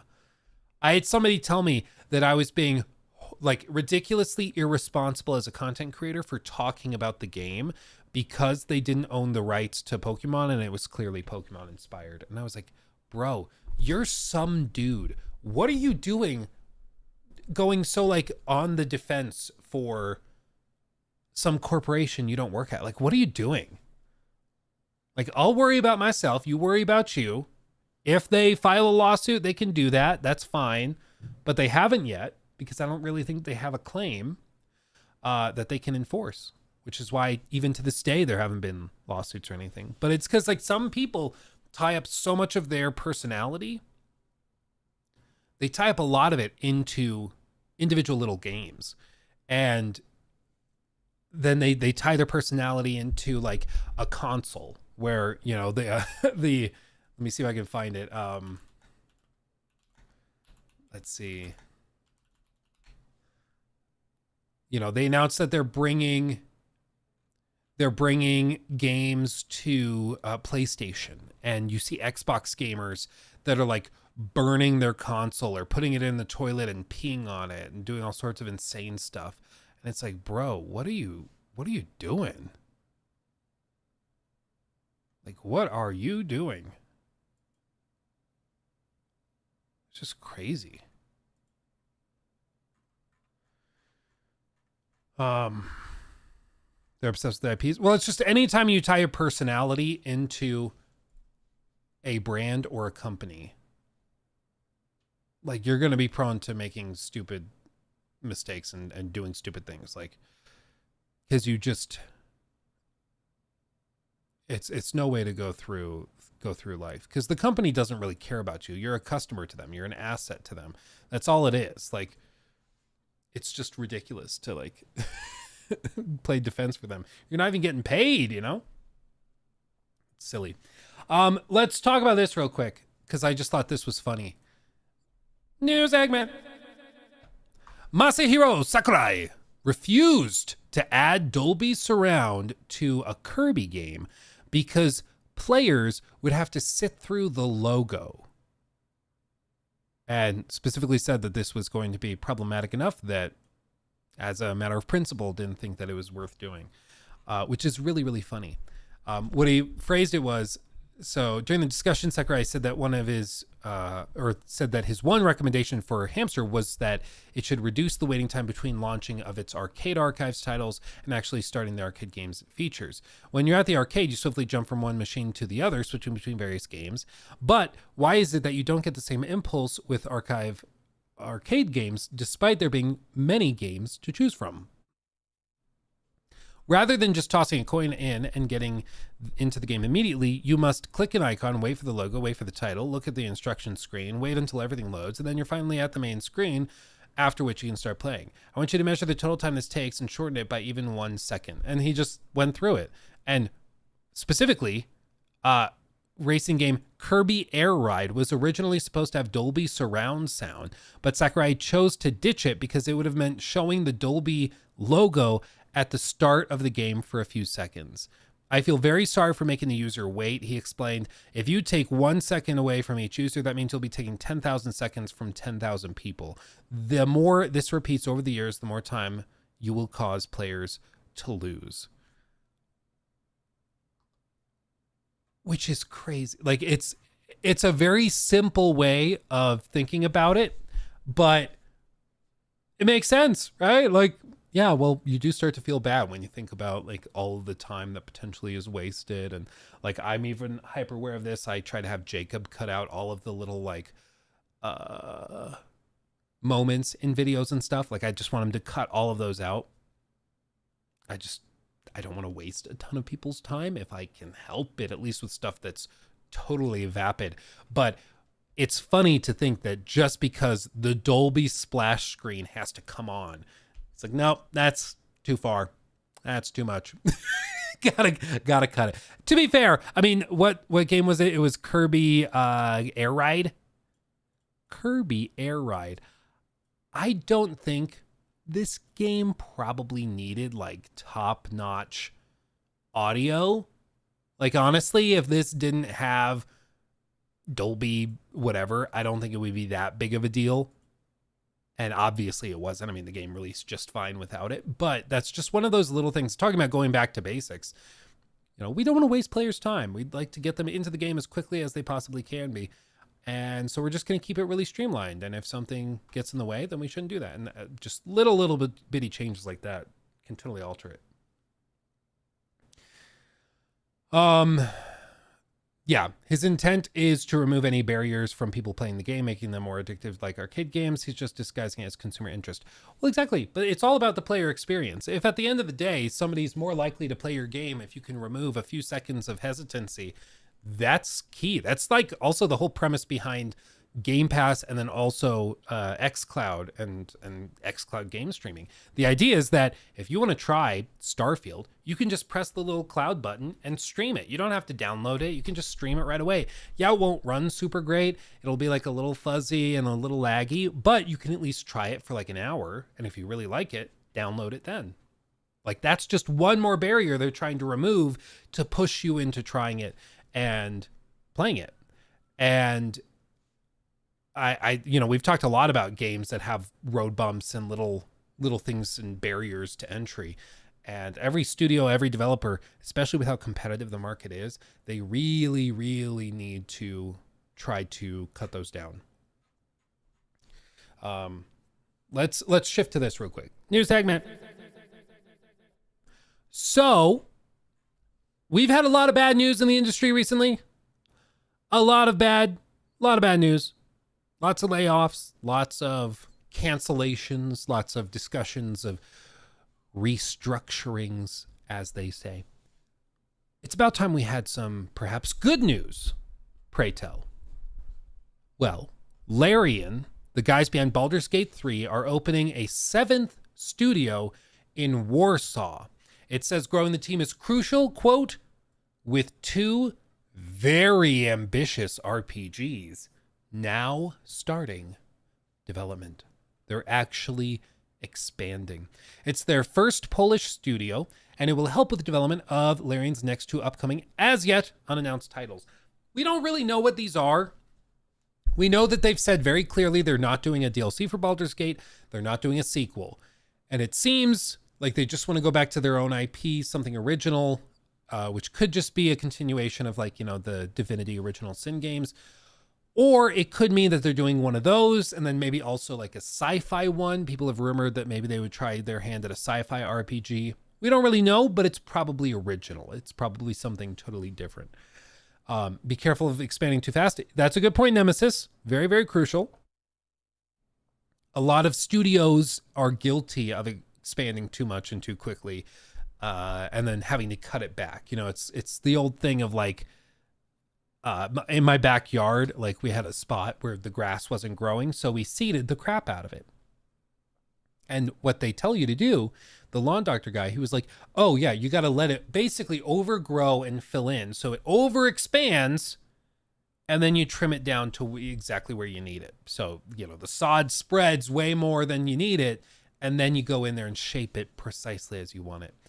And unfortunately, a lot of executives treat businesses the same way. They don't really think of it intentionally, I would say, as people and like you are firing human beings. They think of it as, well, we scaled to this level of employee count and we scaled to this many square feet of office space, whatever. And now we're going to trim it down to what we need it to really be.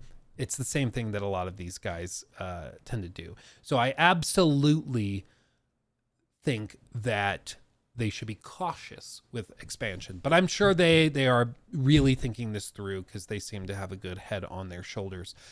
Quote, with 2 very ambitious RPGs now starting development, what better way to see our visions realized than by growing the team and opening a 7th studio in the heart of Poland's lively gaming scene. Larion Warsaw joins the main studio at Larion in Belgium, as well as other Larion studios in Canada, Ireland, Malaysia, the UK, and Spain.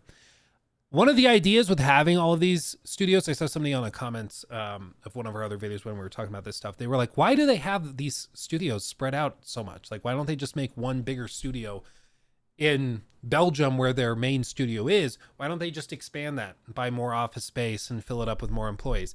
The idea is that you have people working on the game literally 24/7. Like the idea is if you can spread out the workload globally, there will never be a time when somebody isn't working on the game. So you can have people in, you know, on this side of the planet working while these people are asleep, and then they go leave work, and then these guys start work. And if you kind of space it out into thirds around the planet, with like Canada, then Ireland, then Spain, then Belgium, and Malaysia, and everywhere, you can make sure that pretty much round the clock stuff's being done, and it can improve efficiency and get stuff done a little faster.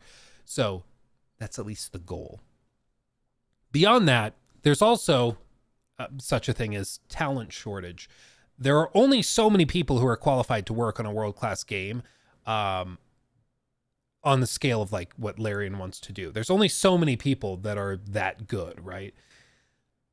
And you can get people that aren't quite there and train them up and recruit them and get them there, but you got to go where the talent is at the end of the day. And a lot of these companies, you'll see a lot of studios that are centered in similar places.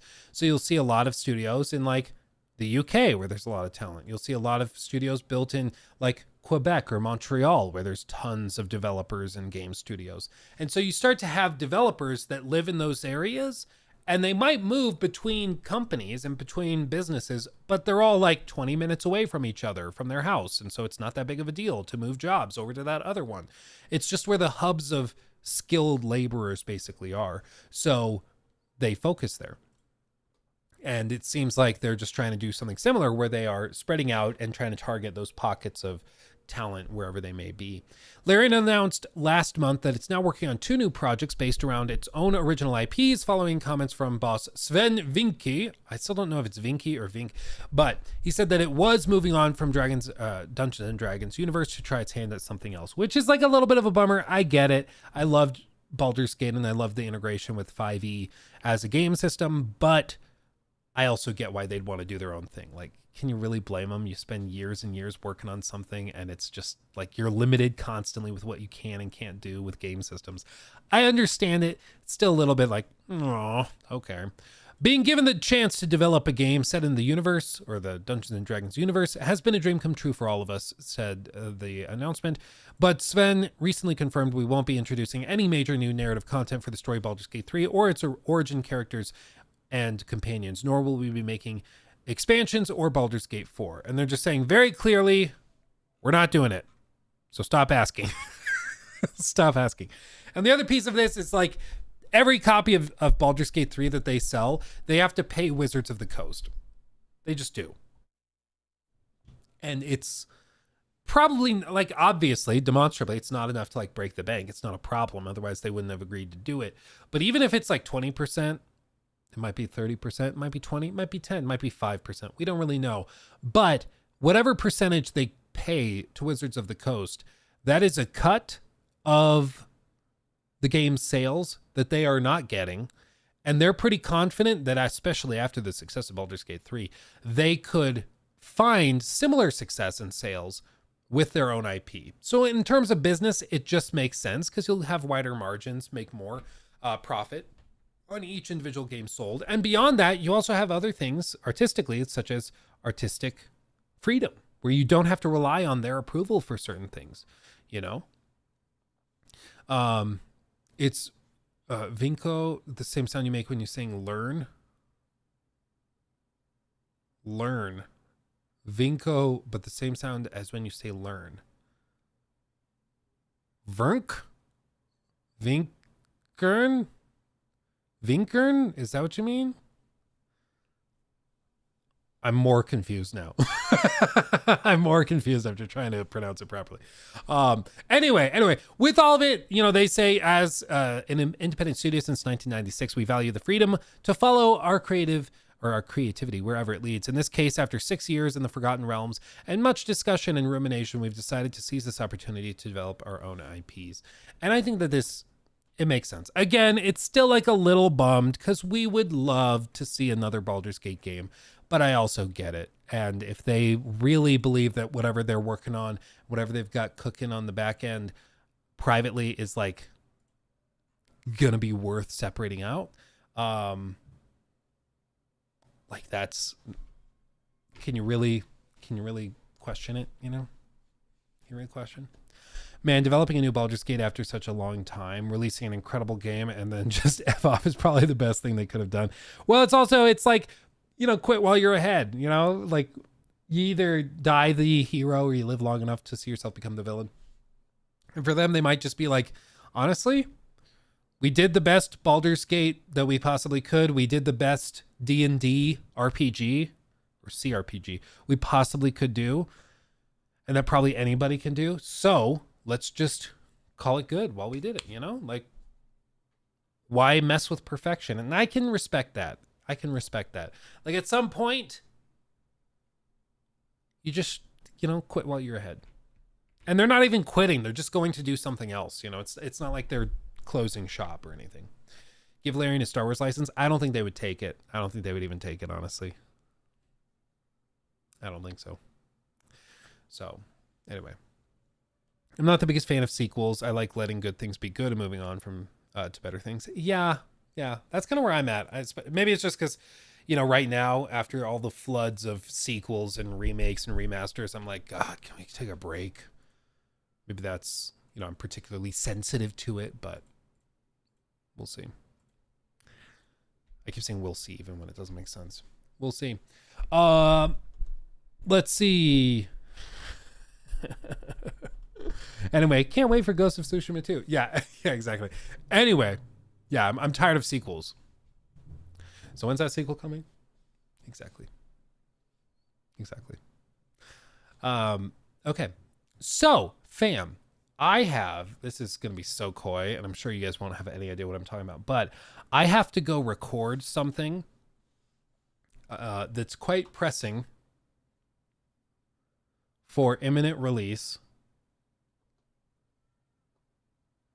And we have to put it together fairly quickly. So I'm going to go do that because we got to pump it out. So we'll go take care of that. And I will have lots to say. We might even hop on stream tomorrow because I probably want to talk about everything, but we'll get there.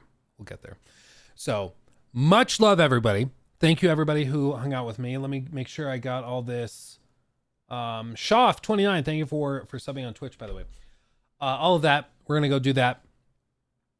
I'm so coy. I'm so sneaky. You guys have no idea. Nobody has any idea what I'm talking about right now. Okay, so I love you all. I'll see you tomorrow probably. And until then, stay safe. I love you all desperately. And I'll see you in the next video. Hugs and kisses. Bye-bye. Yeah, exactly. I'm going to ride my Peloton. Okay, bye, everyone.